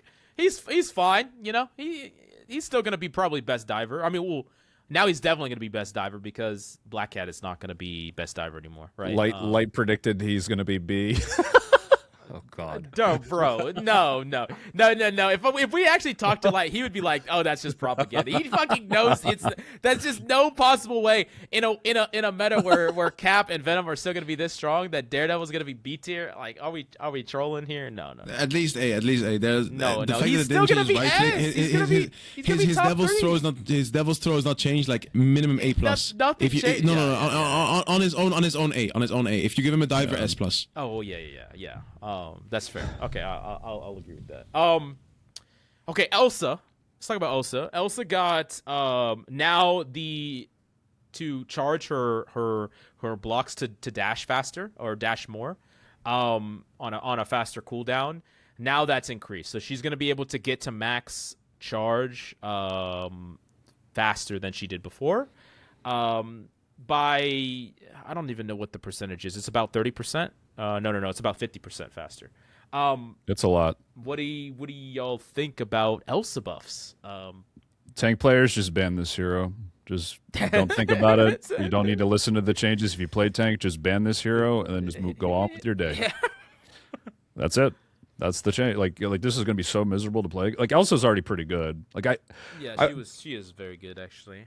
And this is, she's going to be in her lower cooldown form. Just like they're going to be playing so aggro. They're going to I feel like you're just going to like almost like frontline on her. Like you could like she's going to be so stupid. I mean, she's not going to be anywhere near as strong as she was before because like even at max, she doesn't get it every 2 seconds. She gets it every 4 seconds, like her dash. But like the problem is this character is just like her ultimate is so fucking busted. I swear this character, her ultimate is so good. Like it just. If you increase her neutral like this, now she just gets to be more effective through more of the game, and then she just has these ults to just win the game on the spot. Like, I don't know. Any thoughts, Imperator, on Elsa? I hate her. I hate her. I don't know. I thought there was gonna be a compensation nerf for this mob. Like, should they nerf something? Like, when they're making like the most broken part of her kit, like buffing like the mobility. Like no, there's no changes. If they compensated this with like an ult nerf, like maybe an ult charge nerf or something like that, I would be cool with that. But not this. What the fuck is this? I've been saying like since the release of Elsa, like I don't know, like it just makes the most sense for me. Like the best nerf they could do for ult is if you set out Glartrox, he comes out fast, right? But the more people he takes, the slower he gets. And then when you call him back, he's still like the same slow. Like why would you have him the same speed at Mach 5? Yeah, he's strong. That's a good point. And then it's like it doesn't matter. Well. It's weird. No way this guy can grab Mega Hulk and like still be the same speed. Like this doesn't make sense. The thing is that could in some cases be a buff though, like to pull slower, because you get to, because then I don't think so. No, because then you remember like the ult got nerfed, like it's only 3 seconds max, and then they get released. Oh yeah. So like now they won't go as far into your team. Oh, I got you. Yeah, that's a good point. Okay.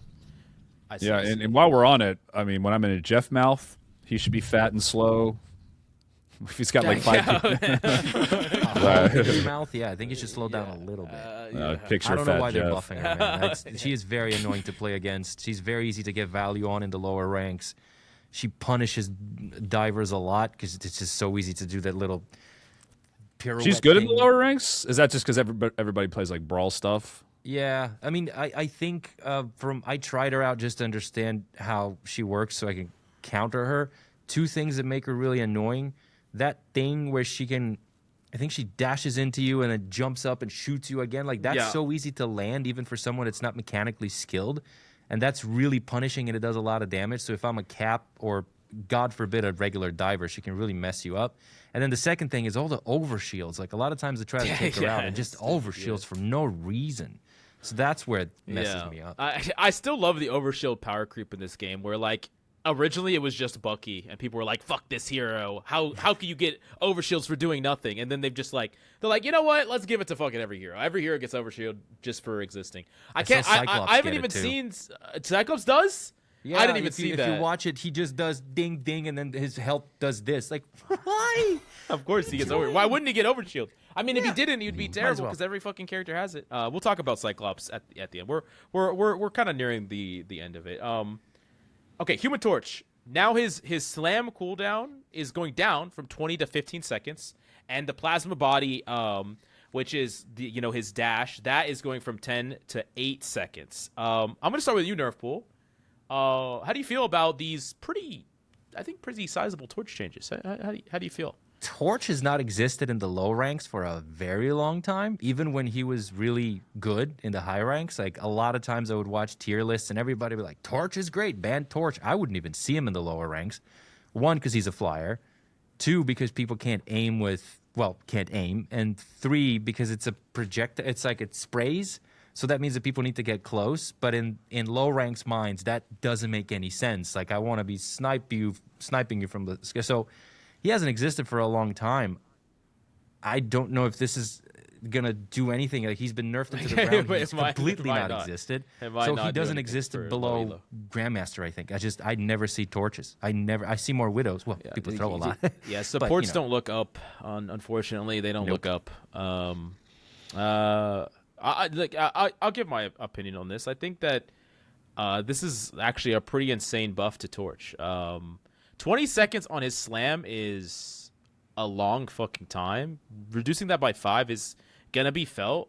More dashes is gonna be felt. I think like really good Torch players are gonna be absolutely cracked with this change. I don't know about everyone else though. Like, I don't know if this is enough to make like random people just start picking up Torch. No. What do you think, Imp? You think it's gonna push that? You don't think so? Nope. Torch is like too much movement. Like, you need to like permanently fly around moving. The APM to play Torch is way too high.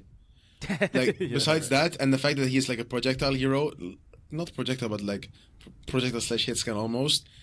Combining the fact that you have to like have good movement, good aim, good positioning, and like good lineups for your thing, and like it's just so complicated. It's a really complicated hero, and like old Torch was way easier to play and to pilot than like the current Torch with all like the melee tech and everything. Like, I don't think he's gonna be dominant in like the ranks from like bronze to like GM.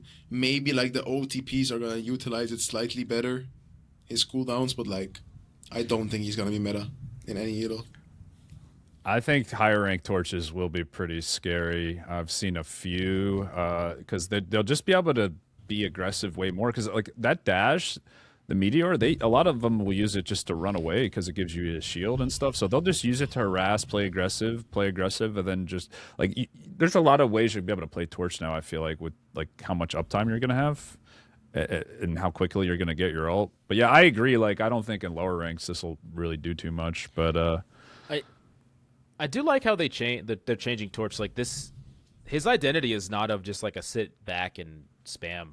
Not really. Yeah. Not with these. Like, more Energizer, more slams. Like, he's kind of like what I imagined for Torch a long time ago. Not fully there, but like he's in the fight more. He's moving around. I've been watching Mikey play Torch, and he's like almost a pseudo diver. He's like in and out and in and out. You know, he's not like the Ultron Voltron strategy of just sitting back. I just don't really think that that's really enabled with these changes, which is, I think, nice. It's nice. Yeah, they're definitely encouraging him to go like a little different route than the other flyers, which is good. I think they should just keep going in this direction and maybe even kind of make him like less techy, because the movement you need just for any flyer, like Right.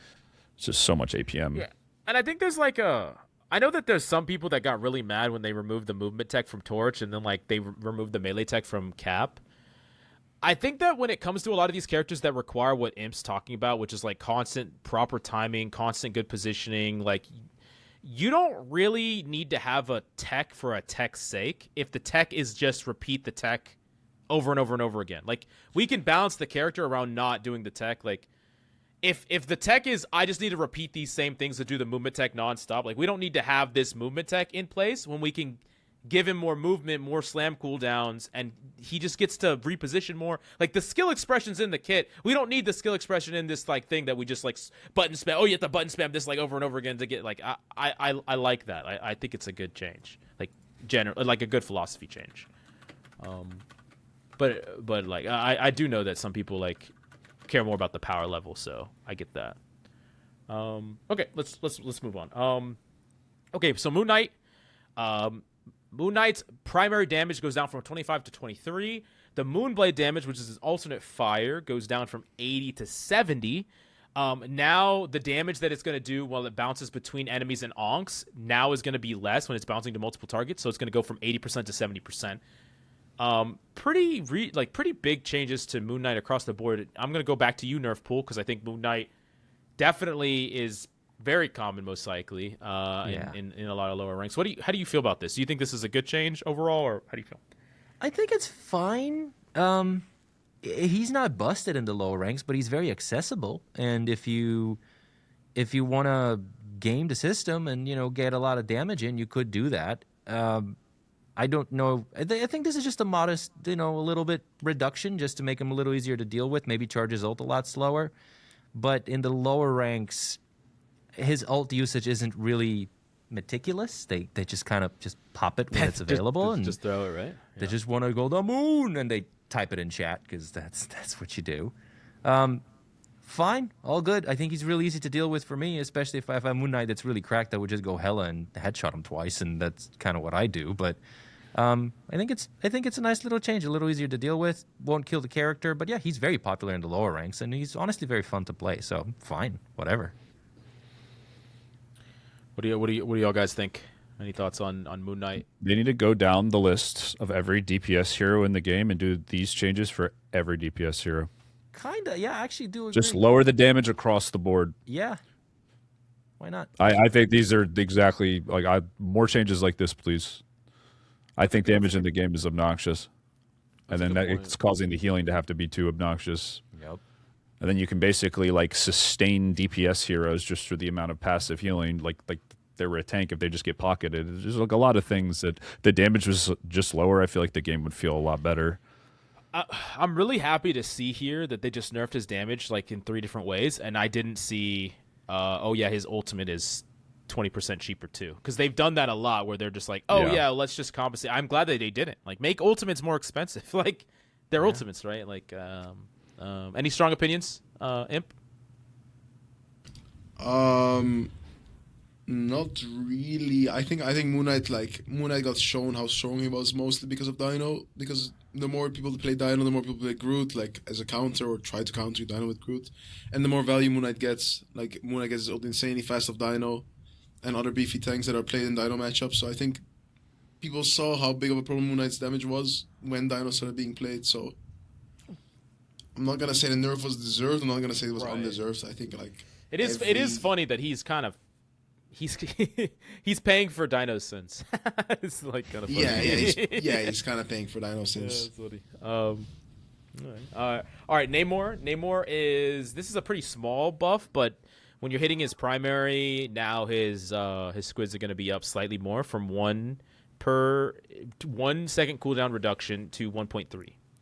Not a major change, but it is going to make Namor slightly better. I know we just had Trust Me on the pod the other day, and he was saying that Namor is really, really bad in pro play, because he doesn't really have a way to get out, and he doesn't really stop dive in the way that you would think, coordinated dive.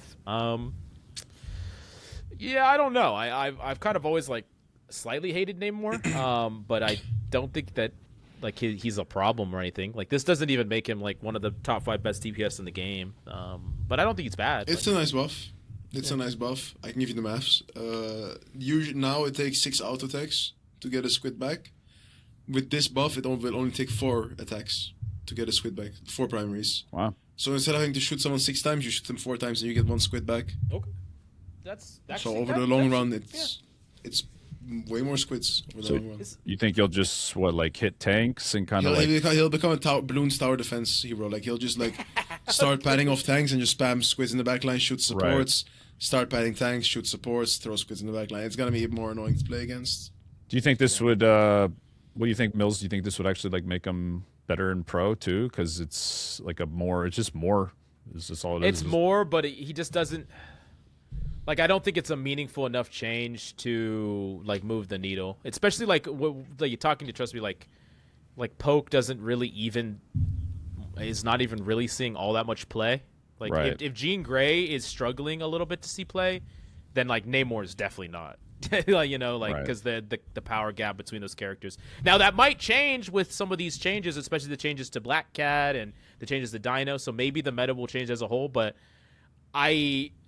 From my understanding, like with Cat being so strong in pro play, Venom being so strong in pro play, like I just don't think we're moving away from a dive meta in pro play at all. And if we're in a dive meta, like I don't think Namor has a place. Like I know that seems weird for people listening in. Like, oh no, we're in a dive meta. Namor definitely has a place. No, like Cap, Venom, Daredevil going 3-2-1 and jumping a backline give no fucks about your 2 squids. Like they just don't care. like at all. And 3 squids now. Oh yeah. But yeah, they unfortunately they don't care, and sometimes they just jump you. You go into your bubble, and then they jump you again, and you're dead. I mean, like unfortunately, but he's gonna be much better for ranked play, which is cool. I mean, we still have the Hela Namor team up, which I think is still really good. Yeah. Probably any change fine. to Namor is good. Any improvement is, and I also don't. I like that the community, at least in the lower ranks, has been improving their Namors a little bit, not just using him as an anti-dive thing. I've seen a lot more flanking Namors and people that are just kind of more creative with him. I think he's an extremely well-designed character because he's very punishable. Like you can remove the squids if you intend to. You can bait his escape out and then kill him, or he can. Float to a really nice place and kite back. Like I think it's a beautifully designed character. The more they give him, like this is a slight little change, which is really nice. I think it's really good. I want to see more Namors. I think he's really fun to play against, and I think he's really fun to play as a if you play him too. So more squids. Cap, if you wanted to make this character good against like hard dive and pro play, you'd have to make his like bubble cooldown like 6 seconds. So like he like similar to how Invis can like. There's no cycle to kill Invis. It's like the same thing. Like there's no cycle to kill Namor. Yeah. Because you bait it out and he has it again. Like that's his problem is that if you bait out his bubble, he actually can die. It's like there's a set of cooldowns you can get in. Right. Yeah. All right. This is a big one. Phoenix. When Captain Coach has been begging and pleading and sacrificing a goat to see some actual nerfs to this fucking character. So this is what they did. 10. The healing over time when detonating your sparks is down from 10 seconds, 10 per second to 5 per second, half. Now the maximum damage fall off at 30 meters goes down from 75% to 65%.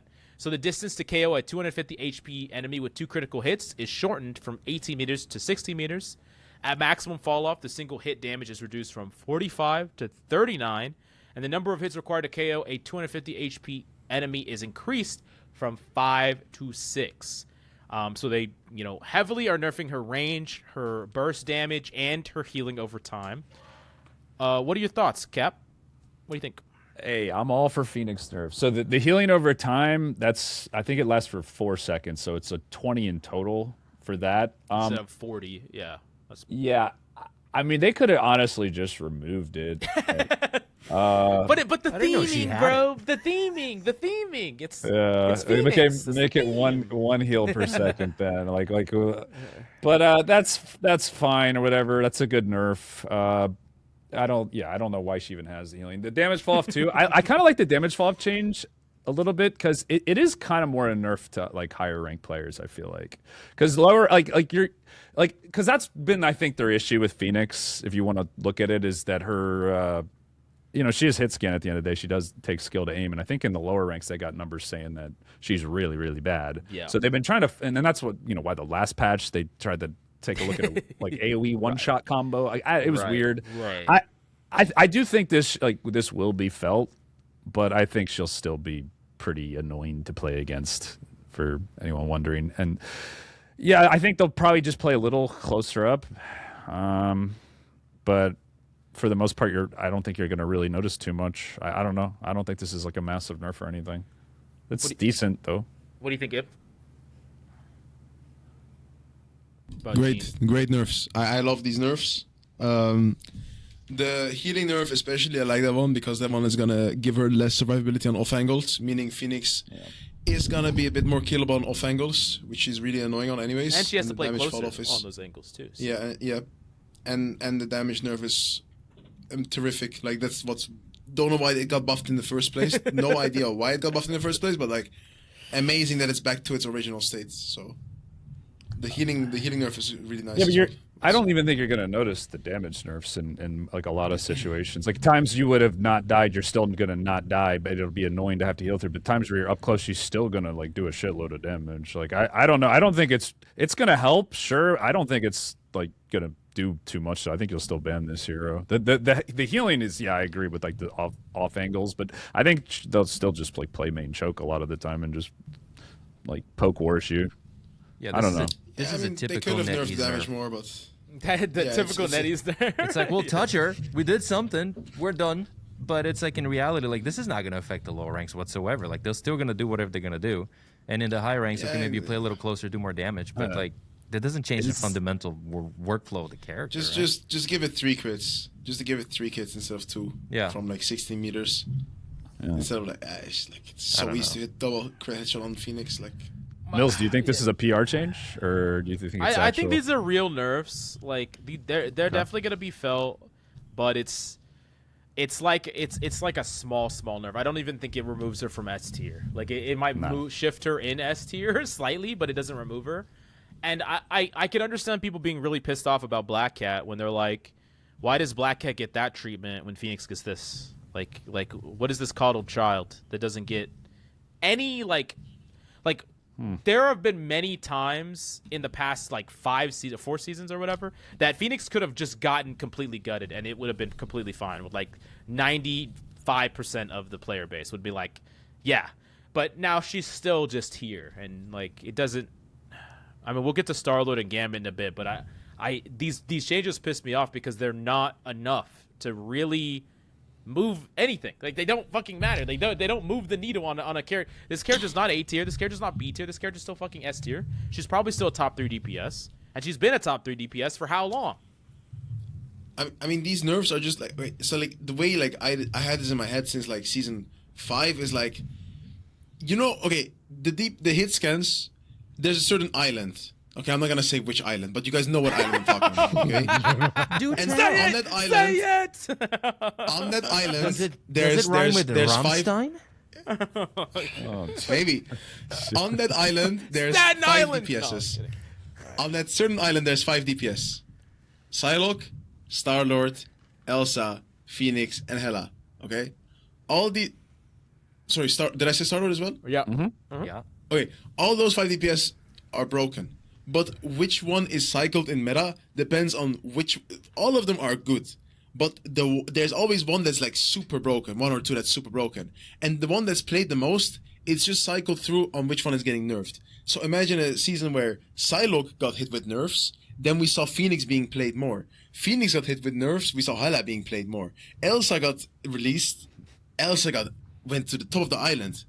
She was the ringleader of the island when Elsa was released. And those other 4 are still really good. They're still strong. But Elsa is too strong that she's being played over all of those heroes. Yeah. So when Elsa gets nerfed and Phoenix now gets nerfed, the leader of the island. The other DPS go to the top of the island. So now you see Star-Lord and Psylocke probably being played more. And if Psylocke gets buffed, then we see Psylocke being played more than anyone else because Psylocke is already strong and she got hit with buffs again.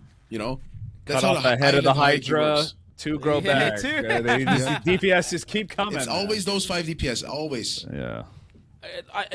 I wonder if NetEase is just afraid of going away from, like, you know, they could go away from those 5, like heavily nerf all 5. But the problem is, I think they're kind of crutching on aim as like a natural skill curve, like creator, right? Like, you know, if a character requires aim like those 5 do, they're not gonna be dominant in the low elos. So like that's why I'm not saying they should do this. I'm just saying that's like the only justification I can see that they are, you know, like, because like basically what you would have to do is you would have to make those characters bad in high elo, which means they're unplayable. Like all 5 of them would be unplayable in low elo if those characters are even remotely bad in high elo because of the, you know, the aim skill curve.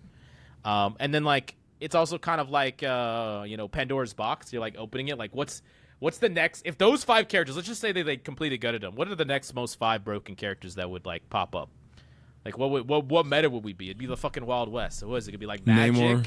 Like Namor, Magic, Namor, like Spider-Man. you know, like that's what I'm talking Spider-Man. about. Is like now you don't have control of your game anymore. Like you don't like you don't know what's going on. You're lost.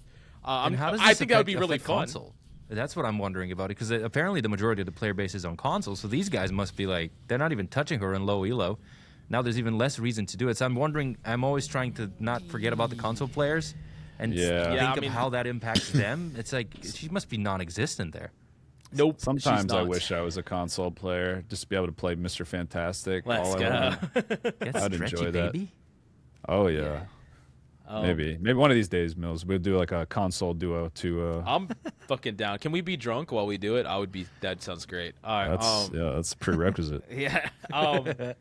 You guys can come too. We'll stack. We'll smurf on these console players. Okay. Hey, We're starting shit. Hey, according to the reigning champion, stream sniping and other things are really allowed. So yeah, you know, smurfing's on the bottom tier of that list. You know what I'm saying? Like, so you know, it's either all allowed or it's We're not. drunk. Is it really smurfing? Okay. Okay. All right. I'm gonna get a little heated on this change because basically, so what they're doing here is they are adjusting the maximum damage fall off at 25 meters to 65% to 50% for Star-Lord. So they're nerfing Star-Lord's damage fall off from further distances. This is why I'm fucking tilted, and I referenced this earlier, where it's like they just fucking buffed Jean and Star-Lord a patch ago. They buffed these fucking characters. When they buffed these characters, they were S and A tier. You could argue that Star-Lord was already S tier, but, you know, he was a top 6 DPS in the game. And then they buffed him, and now they're back to fucking nerfing him. So my thing is, why are we buffing heroes just to nerf them? They did this a lot with Psy. Like, I don't understand why they do this, where they just like, character is really strong, let's buff it. Oh, shit, people are mad. Okay, let's nerf it. It's like, what are we doing here? What the fuck are we, like... Can someone give me some clarity here? Like, I don't understand this shit at all. So you can buff them. So you can nerf them and then buff them. I have a Okay, theory on it it. changes. Let's go. Come on, man. You know. It's even a nerf though. Your close range aim is with Star-Lord because you want to full clip them. I don't understand the point. It's like a placebo nerf. It's. I can tell It's you just what to build ult charger. Wait, is this the optics nerf? Do you think this is an optics nerf, Cap? A little bit. Well, they're trying to. I think you saw it with Dino. You saw it with a couple different heroes. I think Phoenix a little bit, where they're trying to push certain characters into like a more niche, like specific play style, so it's easier to balance them. Is what I think they're doing. So they're telling Star Lords like, hey, don't play back, play closer up. So they can get like better data and act like if they make characters gameplay loop like more obvious and like, you know. I see. They'll be able to actually like balance around it better. Them, like, we're not giving people complete freedom of choice. We're saying like this is the optimal way to play the character this way type thing is what you're saying. Kind of? Yeah. Well, they're also encouraging it with balance. Yeah. I mean, obviously, Star-Lord is still going to be like super overpowered. Like he's still going to be super broken, but I'm sure like somewhere on their team they've tracked situations or whatever where Star-Lord's just able to sit back, shoot, and still actually be pretty effective. So if they push him towards like a certain play style, make him actually have to be aggressive to make plays and get kills. Like there must be some damage threshold. It does take away like his blade bot play style a Yeah. little bit, like just a little. He doesn't bit, have that option now. or like his old bot. Yeah.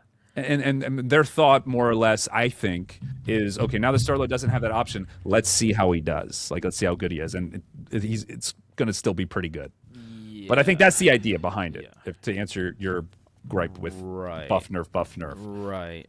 Yeah. And I mean, they still didn't like the Star-Lord Gambit combo is still like disgustingly broken, and it's gonna keep being disgustingly broken. yeah. Like, I don't really understand why they. I just don't understand any. Like, I don't understand any of this.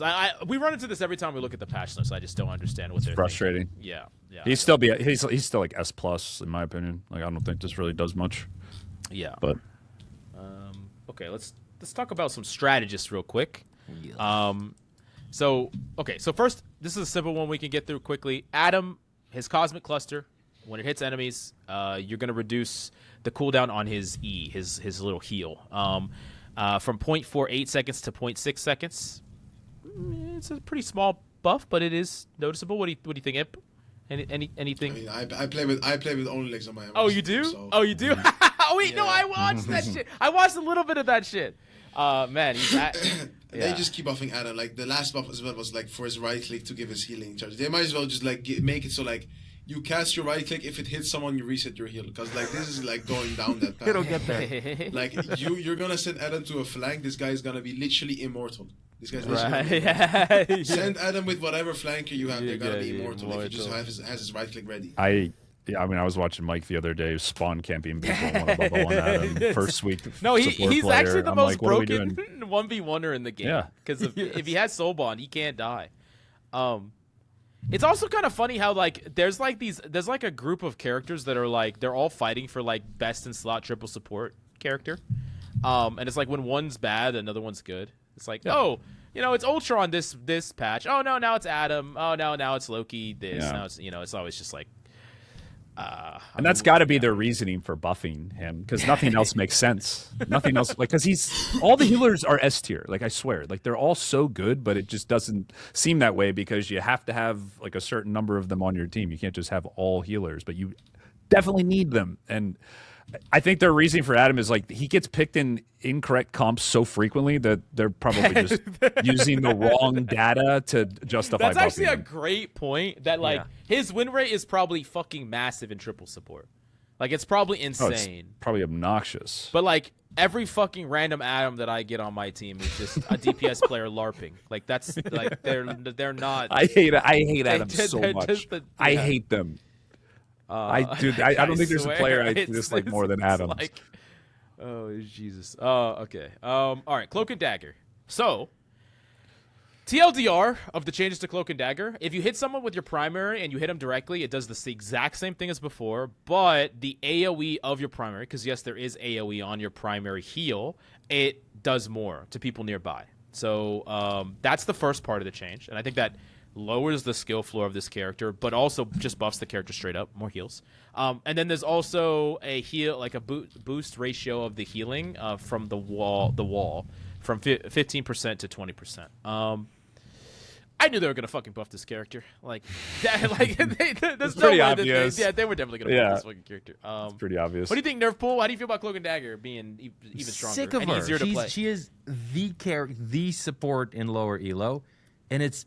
I just gotta say this with my whole chest. It's not you against the world. It's the world against you, bitch. I hate this character. I'm so PTSD from just me trying to do anything. It's us against the world. I hate this character. Why would you reduce the skill ceiling on a freaking auto aim? It just get rid of her. They actually more did. stuff. Like, why did they do What are that? you doing? They literally made this easy character easier. By the way, like this. Yeah, great, They did. awesome. Hey, maybe give I don't know. I don't like this. Just nerfer and changer. I'm just sick of the same team comp there. I know in the beginning of the game, people were complaining a lot about Luna Loki and seeing the same stuff all over again. That's Cloak and Dagger in lower elo. I want to see more variety in the supports.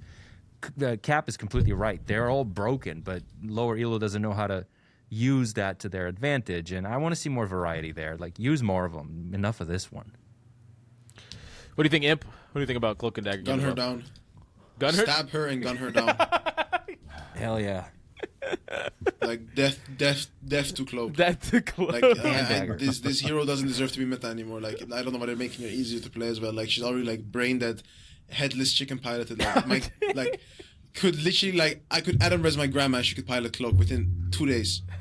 This hero doesn't deserve any meta anymore. Oh, I'm bringing Like, on we've had Kaji. 4 Where's seasons of Kaji? Cloak. Yeah, I need him. I need Kaji. We've had 4 seasons of Cloak. I don't want another Cloak season. No, It's gotta be one I of like. the most popular characters. Yeah, I 100% agree. Like, I wish that Nettie's agreed. Like, if a character is good for too long, make them bad. Like, it's fine. Like, a character doesn't need to be meta for fucking the entire life cycle of a game. I mean, I have a She theory. sells the most skins, bro. She sells the most skins. That's exactly listen, what it is. You this saw is it. a great time. Hey, there's bikini skins of Cloak and Dagger coming out, by the way. There are Yes, bikini yes. skins. They need to buff any. And Daredevil is also getting skins, by the way. This is actually They something. have. I'm telling you, they have a highly advanced Chinese psychological team studying the skin, saying, "Okay, this skin is gonna make so much fucking money. Jiyoung, buff this hero, so the people are gonna buy the skins, and then when people bought the skins, nerf the hero the season after. All I'm It's so saying- fucking annoying. And So- make so them what you're goonier. saying is that Make sure they 9.0 bend over in really interesting This will No- tell me if not they even do or Cloak's getting don't. nerfed. It, Any big skins if- that are coming out and heroes are getting buffed now, next season they're gonna get nerfed. Yep.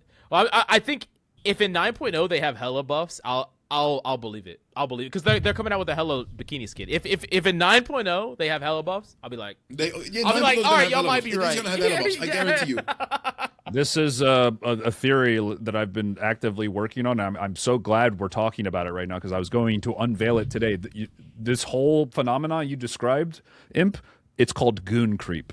Okay, it's not power creep. It's Goon creep. Goon creep. Cloak and I Dagger think gets the buffed wrong because of name. skins. And it's real. It's been happening since the start, and it's premeditated. And until we do something about it and stand up, because obviously Cloak and Dagger's popular, sells most skins. You hit the nail on the head. We're gonna keep experiencing Goon creep like this. We can't kill Gooners. They came Yeah. from Overwatch. They were shunned out of the Overwatch community. They came to Rivals, and they've multiplied, and we have too much Gooners. We have more Gooner infested, godless people than normal people in this community. So every time I remember it so fucking clearly. Invisible Woman, she was meta, and then her fucking wedding skin with Fantastic release, she got another buff. She got another buff for no reason because of her wedding skin released. Everyone bought that fucking wedding skin, and the next season she got nerfed. But it's getting It's so annoying. Here's the fucking strat, guys. You just need to main hot fucking characters. That's it. If you just main those characters, you'll always play the best characters in the game. That's it. I'm not ready to take that leap yet. Yeah, well, yeah. Welcome to D tier, buddy. Get fucked. Rivals is I'm getting right to there a point with where you. I feel embarrassed We're of what's on my playing the- screen. Like sometimes people will walk in and I'm like, no, I'm not playing some weird game. It's okay. That's a new thing that wasn't there before. It's just getting a little never creepy. be in it. Okay. Never I be can't wait to embarrassed, bro. tell Never my be real life embarrassed. friends that I play a character with big breasts to get high rank in a video game. That's it. That's it. Can't wait. Tell them. Respect Tell them. Hulk has big breasts, actually. That's true. Pecs. Okay, so we gotta talk about Deadpool Strategist. So his bouncing bobblehead, which is this like little spinny top that heals. The spellfield healing got upped from 40 second to 50 second for the standard. Upgraded is from 50 to 55. It's a pretty small buff to a character, but I do think that Subpool is actually good already. What do you think about this character? Seems Doesn't kind of need weird. this. Weird time to buff this character, but Yeah. Doesn't need it. This hero's OP. what's up? Imp? Go on. Oh wait, I'm gonna let Coach finish. Oh yeah, I mean, just the fact that this hero doesn't have a support alt or supporty support alt is he's always going to like have bad win rate, and he's always going to be super OP in the higher ranks. And if they buff him like that, like I think people are still figuring him out too. Like I think he's like kind of complex and hard. So I just don't think he needs this. But yeah, go ahead, Imp. We have Necros actually plays support pool in our MRC team. We have played against Ignite teams from EU, some Ignite teams, and we have played against all MRC teams in EU. We haven't lost a single block. That's what I'm gonna say. We haven't lost a single block with support pool, triple support, or even double support sometimes. This hero is the most broken support in the game. You enable everything. You have ult. You can have ult in as few as 2-3 seconds. You can have your ult, use it, and then hold your jackpot until 7 seconds later, and then boom, have double or triple the healing, you have so much momentum you can get. I don't know why it's not being played as much. Like I think the pros are like slow. Even though pros are supposed to be like the best people at the game, I think they're slow when it comes to like adapting to meta. Because this hero is insane. And the fact that they're buffing in gun form, like the spell field, like the healing, any healing buff means Deadpool's gonna get levels faster. Healer pool. Yep. Healer pool's gonna get he's gonna get XP. He's gonna get more XP. He's gonna get upgrades faster. He's gonna be able to enable fights way faster, way quicker. So the fact that his hero got buffed after already being in a very strong position, is crazy to me. He has, glad he you're has so saying much this. fucking damage. Like, it's actually crazy. The thing is, strategist pool gets to have none of the downsides that a pool would normally have, which is like the downside of like tank pool and especially DPS pool is like there's this big amount of downtime where you're underpowered early in the game, because healing is just so much value early in the game and it helps you level in a passive way. You don't have to take risks. You just become cracked so fast. Like I don't know. It's yeah. I mean, How I much don't understand the buffs. Like Necros?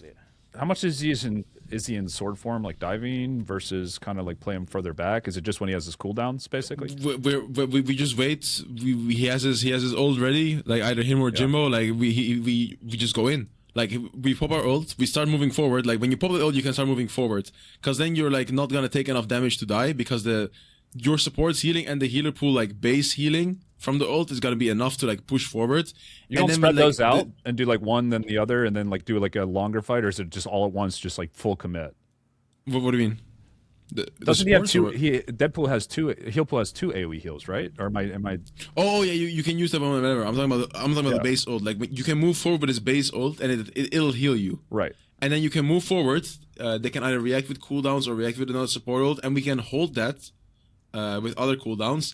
And then 3-4 seconds after the support ult, we can use our jackpot, and then we have 8 seconds of like Luna ult healing levels. Right. Yeah, Like, and then he'll still have all of his cooldowns right afterwards too. Like he'll have and we have still all our cooldowns right after. We have more swords and E up again. Like it's just so much healing, so much output, so much stalling. Like you can really like outplay the enemy backline with this. Like you have it's an insane dive hero. It's the best hero to play with dive. Like you have enabled it so good. No, Damage I'm glad boost, you're damage saying boost this. you as well. Like This info needs to get out. Like I'm telling you, this hero is broken. Nerfpool, you need to pick up. You need to pick up sub pool, because it matches you. You know, your brand. You know. I think so. I thought about it too, but I think there's so many other characters that could have gotten a nerf. Or I don't know why they spent any dev power on making this change. Like I don't know what the point is. Like even low rank has that figured out for the most part. You know what I mean? Okay, maybe they can't aim, and sometimes the healing is a little inconsistent. Yeah, but I don't understand the buff, but I don't get it. Okay, so we have 3 more changes to really quickly talk about. So. Okay, we got to talk about Gambit. So his ultimate, now the bonus damage multiplier goes down from 25 to 20%. And the movement goes down from 40% to 30%. I'm gonna go first here. This doesn't fucking make this character not just pick or ban. Like, this character is still pick or ban. It doesn't really matter what they do to these numbers. They're always gonna be pick or ban, because the character still gives you movement speed, gives you jump, gives you extra ult charge, cleanses, heals, increases damage, still has speed boost 30%. Like it's fucking ridiculous that we've gotten this long and this character just constantly gets fucking tickled by the devs. Like he doesn't get any like real changes. And I mean, this is once again, he's still gonna be permabanned. It's not gonna change anything. And the damage amp one was another one that we were talking about that got reverted. It was 20, then it got buffed to 25 when they, I forget what else they did, and then now they're putting it back down. Yeah, because they compensated this character that needed 0 compensation. Let's fucking go. Yeah. It's not enough. Everything should just go down to like 10% and then keep one thing high, like the movement speed maybe. Yeah. I think would be like one that would be cool. I like the jump too. Some people don't like the jump. I think things like that are good, but I'm gonna keep repeating the same idea that we brought up like a million podcasts ago, which is just having 2 sides, 2 modes, defensive and offensive. It would make this character, it increase the skill expression. It would make this character not broken, because the broken part is the fact that it does everything. It's an ultimate that is good at any stage of the game, whether you're behind, you're behind, almost dead in a Groot ult. Okay, it's still good to use, or you're on the front foot. You're closing on the enemy team, you want to chase them down and kill them, it's good there too. Like, it's literally always good, whether you're about to lose, about to win. It can be comboed with a bazillion different characters. What do you think, Imp? What's your thoughts on these changes? Gambit, it's always gonna be meta. I've given up. Since 2 seasons ago, I've given up because this hero will never get nerfed properly. Every time it's a slap on the wrist or a placebo nerf, he's never gonna nerf properly. You want to nerf him properly? Since the start, just cut his ult in half. Make his ult cost like 2,000 more. Cut the movement speed in half. Remove the damage amplifier because having movement speed already is insanely disgusting, and being able to jump higher. They just don't know what to target. They're just scared. They're just scared of having a Gambit be shit for 1 season. God forbid Gambit be shit for 1 season, because then people won't buy the rogue Gambit matching skins. The idiots won't be able to buy the rogue matching Gambit skins. Yep. Good creep. They can't release the half-naked hooded Gambit skins with the rogue matching emotes and make $1 million of Gambit. That's they why cannot nerf Gambit's been Gambit. OP, is because of Gooners. Because people can't play rogue. People can't play V-Line. fucking rogue. They're too handless to play rogue, so they all have to That's rely true. on Gambit being the skin seller. So makes sense. I'm coming around to y'all's the Gooner creep idea, but like I honestly think that this is still What do you mean against idea, the No, truth. But That this is the is truth. this is against their best interest though. No one can fucking play the character. Why am I gonna buy a Gambit skin if I can never play the fucking character because he's banned every goddamn game? Man. Like, oh my god. Because they Channing look at game Tatum- data like, and win Channing rate. Tatum. They look at the Make game him data and win shit. rate. Make They him see- shit so I can run down as DPS Gambit in my games. I can't even do that. I can't do anything on this character. But they don't care about it. They care about the win rate and how much, like, how hard he's stomping games. They cannot see that. They have a shit set of data because he's permanently banned. So that's why they're putting slap of the wrist nerfs.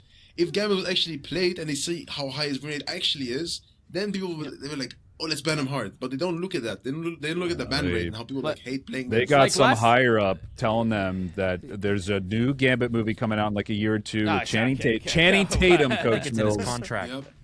Yeah, No. Gambit. The Fucking character's Brad also Pitt as Gambit and Bonnie fucking Blue as Oh Rogue. my Yes, God. and sell the fucking Bonnie Blue fucking Rogue skin. Sell the Bonnie Blue Rogue skin ASAP. Calm down, calm down. Go. I actually snuck into a high elo lobby at some point last season. I think so. Trust Me was actually I looked back at this character because I didn't realize it at the time. Trust Me was in my lobby.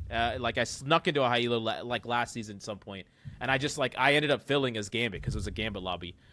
The way that you have to play Gambit, like optimized Gambit, is boring as fuck. You can't take any risk. You can't be aggressive. You can't play make. Your entire thing is you just stay alive and ult. You're just an ult bot. If you go and take a risk and you die, you threw the game. So no, like I made one aggressive play. I got a trade. I died. They bitched to me. They're like, "What the fuck are you doing?" No, just stay in the back, play passive, conserve your cards, use them only when you're in threat of death, and ult. That's your entire fucking purpose. So like, they're limiting the design capabilities of this character by refusing to fucking address the ultimate of this character because he's literally just an ult bot. That's literally his purpose. Yeah, I agree with you, but the hand I use for my mouse, I use it to win games, so it's a winning hand. Wait, what? What the fuck? Gambit was like in the past that you could go on off angles, you could go flank as Gambit because you had damage. They took away. I'm just trolling. They took away his damage and they buffed his healing. They made him a heal bot. Yeah. You guys remember like the Necro short when Gambit first came out, the crazy combo of one-shotting like dash EF. They took away all of that to give him more healing and less damage. They made him into a heal bot. He was fun to play at the start, and then they just made him into a heal bot. If they just cut his ult in half since the start, nerfed his healing, kept his damage the same, he would have been a fun next support to play. But now we have a boring ass, easy to play, front to back, ult bot farming support. But this Channing goes back Tatum, to what Coach you were. Mills. It goes What back were to we what saying, you were Nick? talking about Black Cat, where you design a character with flexibility in mind, and then you narrow him down a specific path. And this is the same thing with Gambit. You design him with certain flexibility in mind and cooldowns and whatever, and you narrow him down in a specific place. And also, this specific thing is another hand wavy. Again, Netties, we did a thing, but we're gonna revert. Like there's like 3 that I caught in this patch specifically, which is kind of getting a little bit like, come on, you guys. make some impact with it. This is not impactful. What do you think it is though? Like the PR? Do you think it's PR changes? Yes. Nerf? Yeah. So yeah.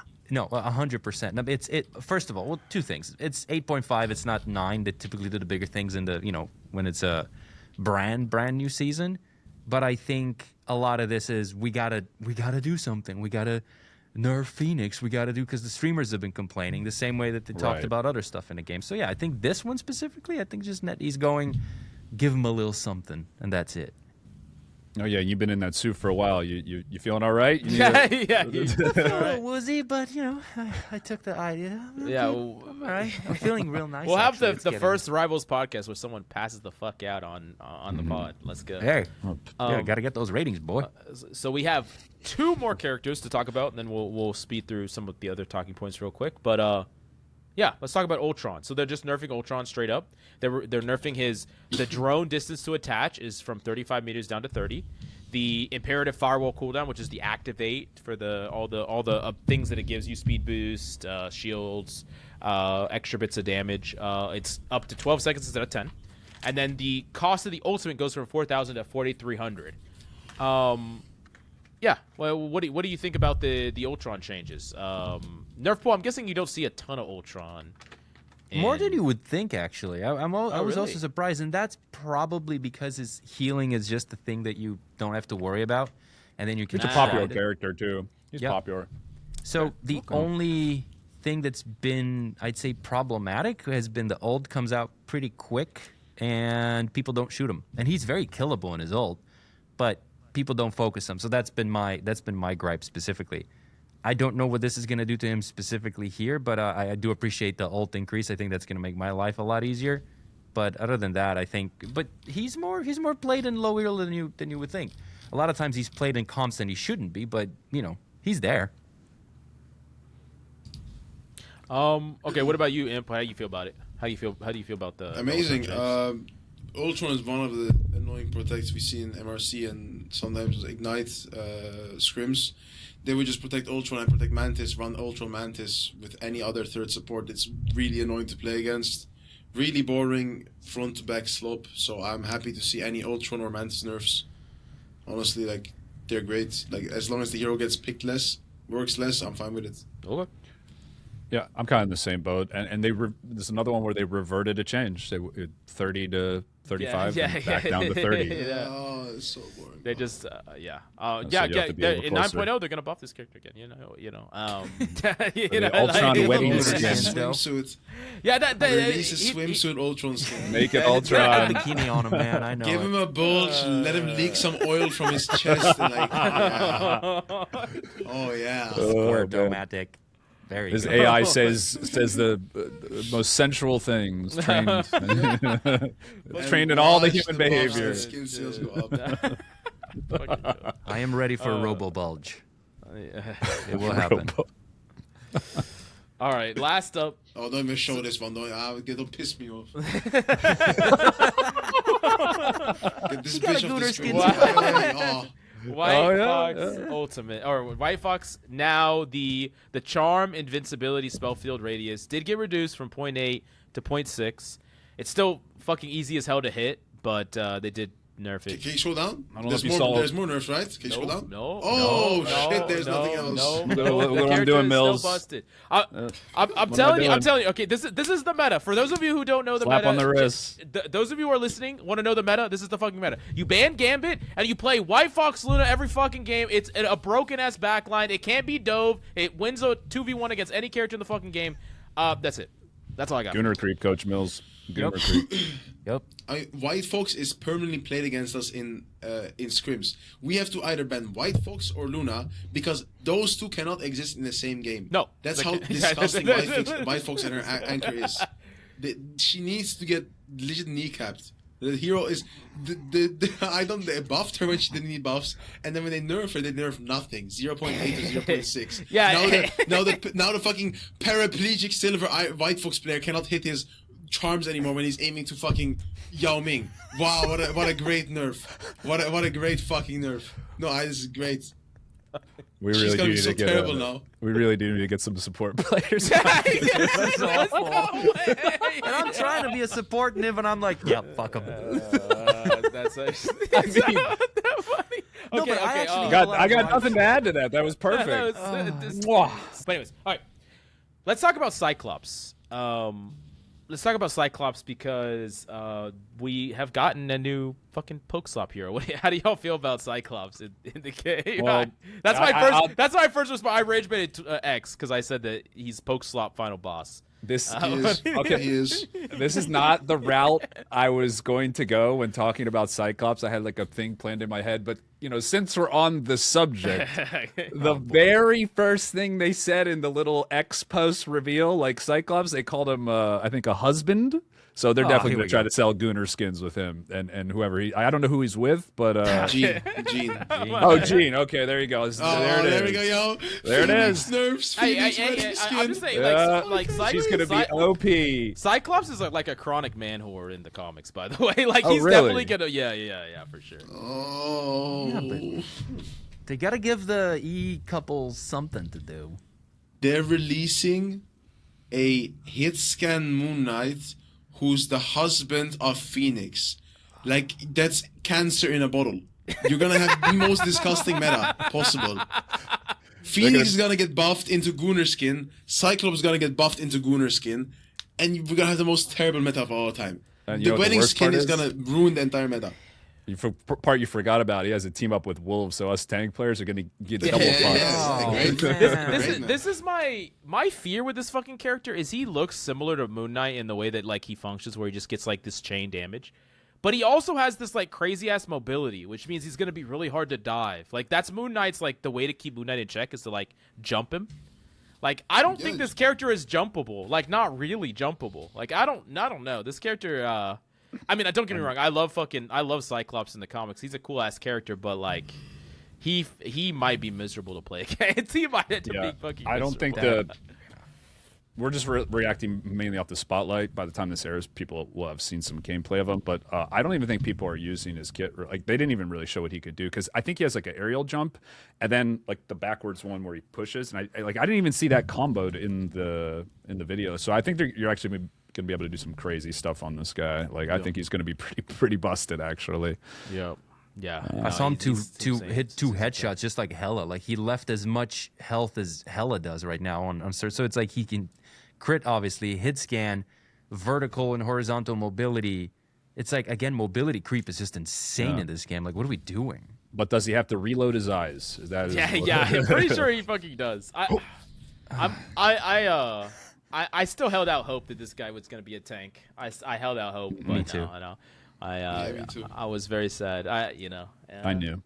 It made a lot more sense for me. Just look at Cyclops, his abilities and his damage and what he can do, and then look at Hawkeye's current state, bro. Holy shit, that's actually hilarious. Holy fuck. That's actually crazy that's true. Yeah. Rest in peace, Hawkeye. Like I think we'll see this more and more where there's gonna be characters that are just kind of left behind. Like the more characters we add, like characters like Hawkeye that are just like kind of forgotten about. I don't think that NetEase knows how to make that character balanced, so they just like kind of forgot about him. We don't need to deal with them. You can. Your characters like Widow and Hawkeye, you can make them balanced. Give Widow, rework Widow, fuck her sniper codes, so give her dual pistols. Yeah. Make her assistant with dual pistols and like a close range weapon if someone gets too close. Do the same with Hawkeye. Give him like a different set of like just rework their one shot kit. One shot shouldn't exist in a shooter. Yeah, I could agree with that. Yeah, like I think a general philosophy is like dying fast is okay, dying instantly is not. At least that was like my philosophy back in Overwatch when I hated fucking Widowmaker. Yeah. So I'm gonna ask y'all to review the patch notes in a second, but I wanted to first, before we move on to that, like the closing section, is there any other big topics that y'all want to talk about? Any core things that's going on in the community? Any major topics that y'all wanted to discuss before we move on to patch review? Could talk about the state of the game, like the pro scene if you wanted to go, or like the matchmaking.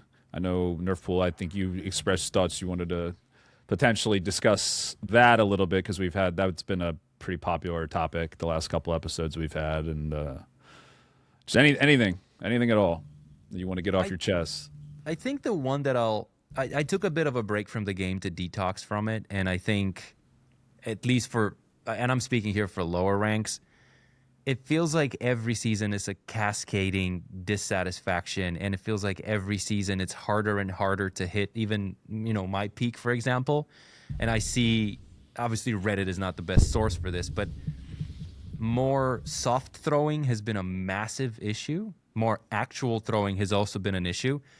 And it feels like the community, I'm speaking about lower ranks, you guys can let me know about yours, has kind of given up on caring about ranked. So they go in, turn their brains off. I would say probably 80% of the time, maybe 70 if I'm being a little bit more conservative.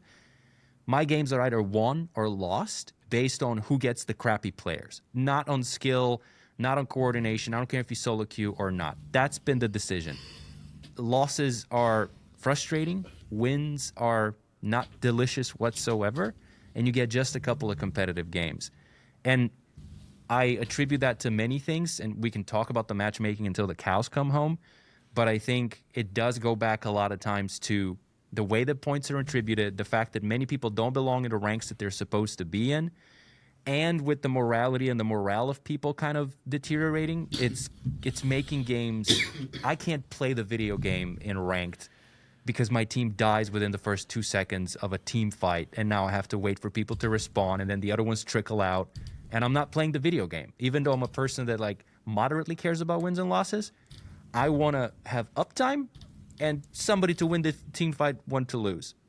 That's happening a lot less and less, and I can feel a lot of frustration with the community, PC community. I don't know how it is on console. I think I've struggled more this season than I have in any other season, straight up. Same. And most of that is about people's mentals. People's mentals are really short right now. And I saw videos by Boger complaining about a lot of problems. Flats didn't really play the game. A lot of people taking breaks.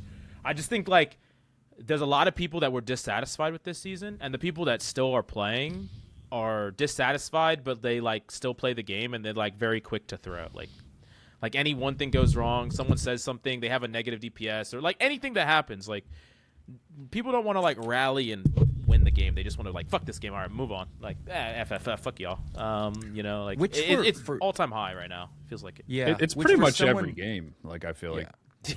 There's at least some game there's gray area, right? But some people are just straight not willing to swap to what you need. I've been trying to be a lot better about that, just to Coach Mills, you said I create my own EOM. Yeah, you do. and I'm like, okay, maybe I need to be a better team. So I've been actively trying to be a better teammate, bro. It's so miserable. Because think about it this way, Cap. If you have a 60% win rate, that's a good win rate, right?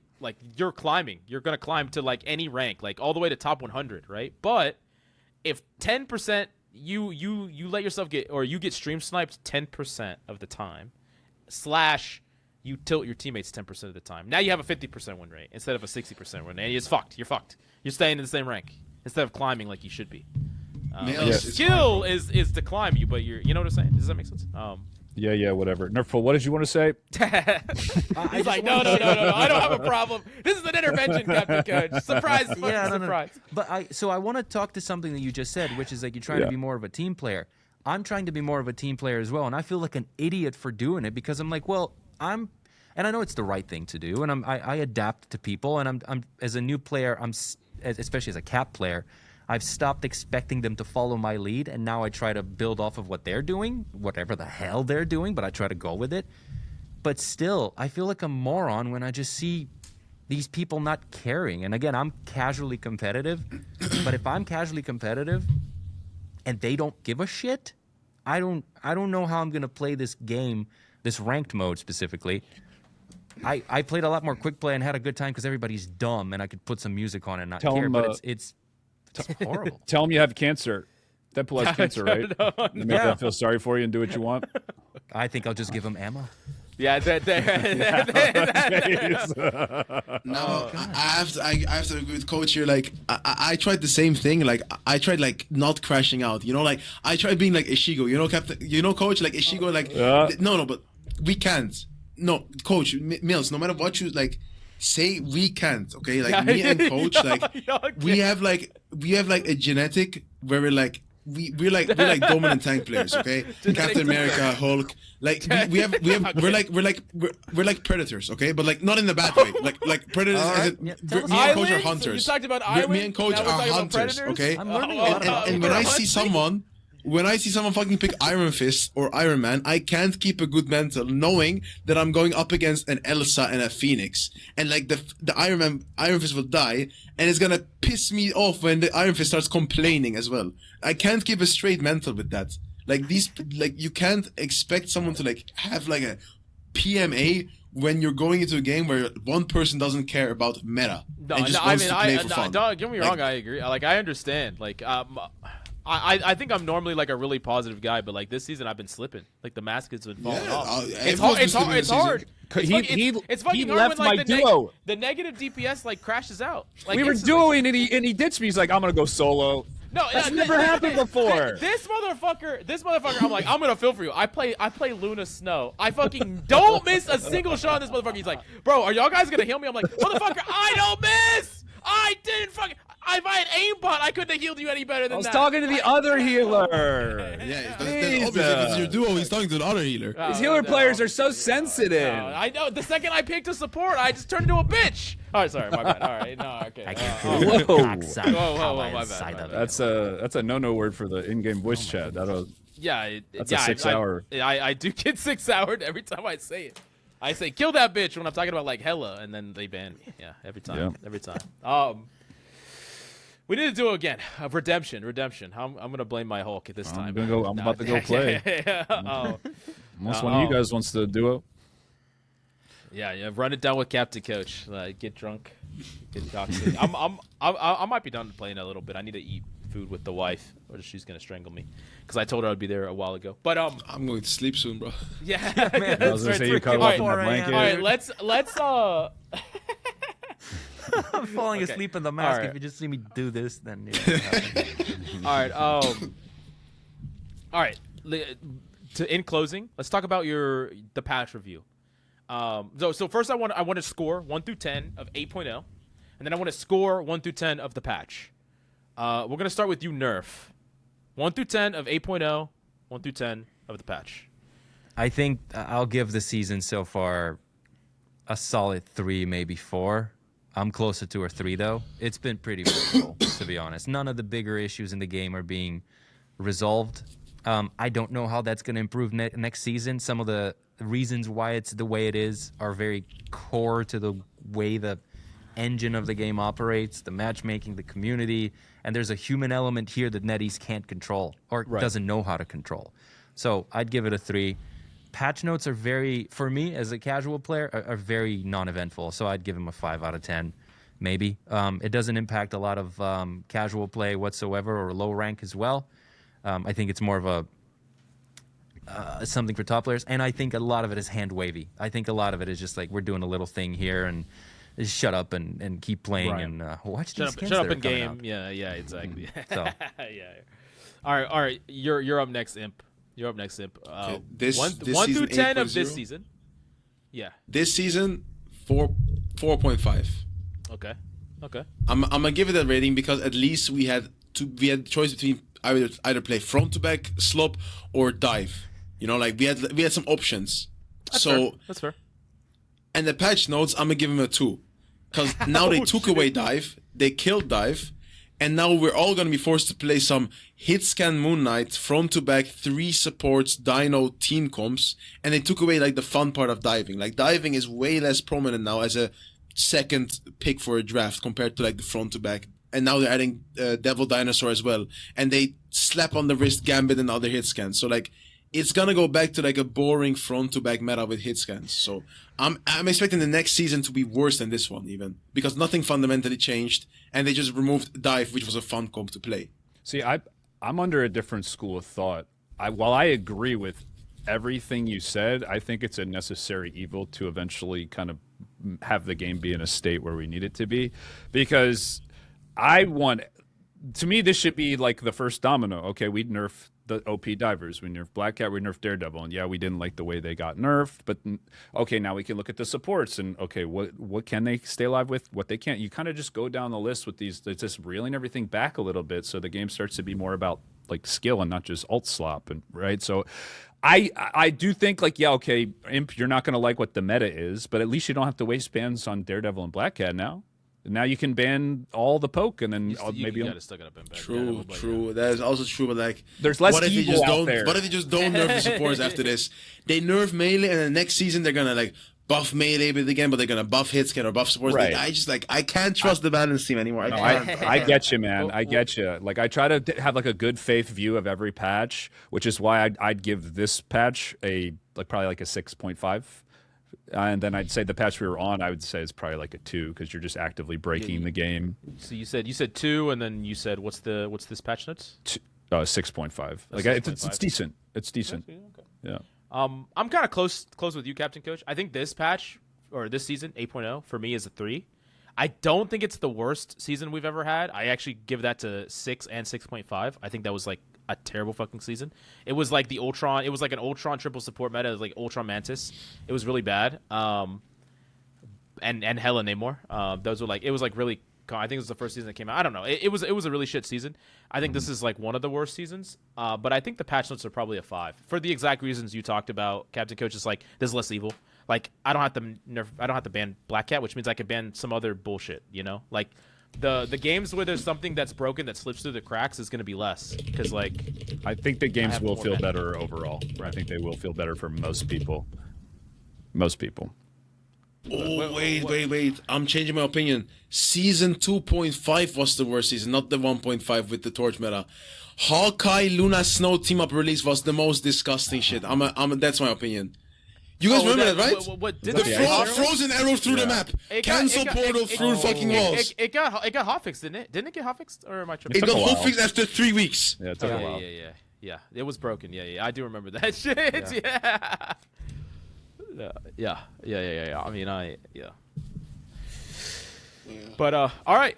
Well, you know, I guess I think all of us gave this patch. No, you gave it worse. Imp. But like, I'm predicting it's gonna be worse this season. It's gonna be worse. I hope to be proven wrong. I hope it's gonna be better, but I have no hope anymore. I'm just doomed. Just doom. All right. Well, okay. Where can people come to support you, follow you? Where can people find you, Imp? If they like you, I mean, twitch.tv/Imperator, x.com. Those 2 platforms mostly. So yeah, those 2 platforms. Hell yeah. What about you, Nerfpool? What can people find you and support strictly YouTube for the time being. I don't stream. I might. So YouTube, Nerfpool, and I'm trying to go more towards socials. So do some shorts, but mostly you're gonna find me on YouTube or some weird convention where I wear this kind of crap. You should stream. You should stream. You have streamer gene. I can see the streamer gene. You do have streamer gene. You should stream. I might. It'd be sick. People have been asking. I might do it. I would tune in. I'd hang out. That'd be sick. I just said can't see anything. Oh yeah, that's right. No, I can. All right. I'm joking. All right. Well, thank y'all guys for coming on so much, and thank y'all guys for watching. Yo! Wait, where can we find Coach? Where can we find Mills? Yeah. You don't want to watch these fucking. Okay. You don't want to watch. Twitch.tv/ninja is where I reside. I'm a ninja. The bigger question I'll ask you guys is when are we getting Gooner Creep merchandise? Come on. Oh, let's go. Wait, that's it. Goon Creep. That's it. All right. We've been trying to think of merch forever. We have to pay royalties to Nerf, like 5% or something. 5% to Nerfpool. All right. Anyways, see you guys next time. Bye.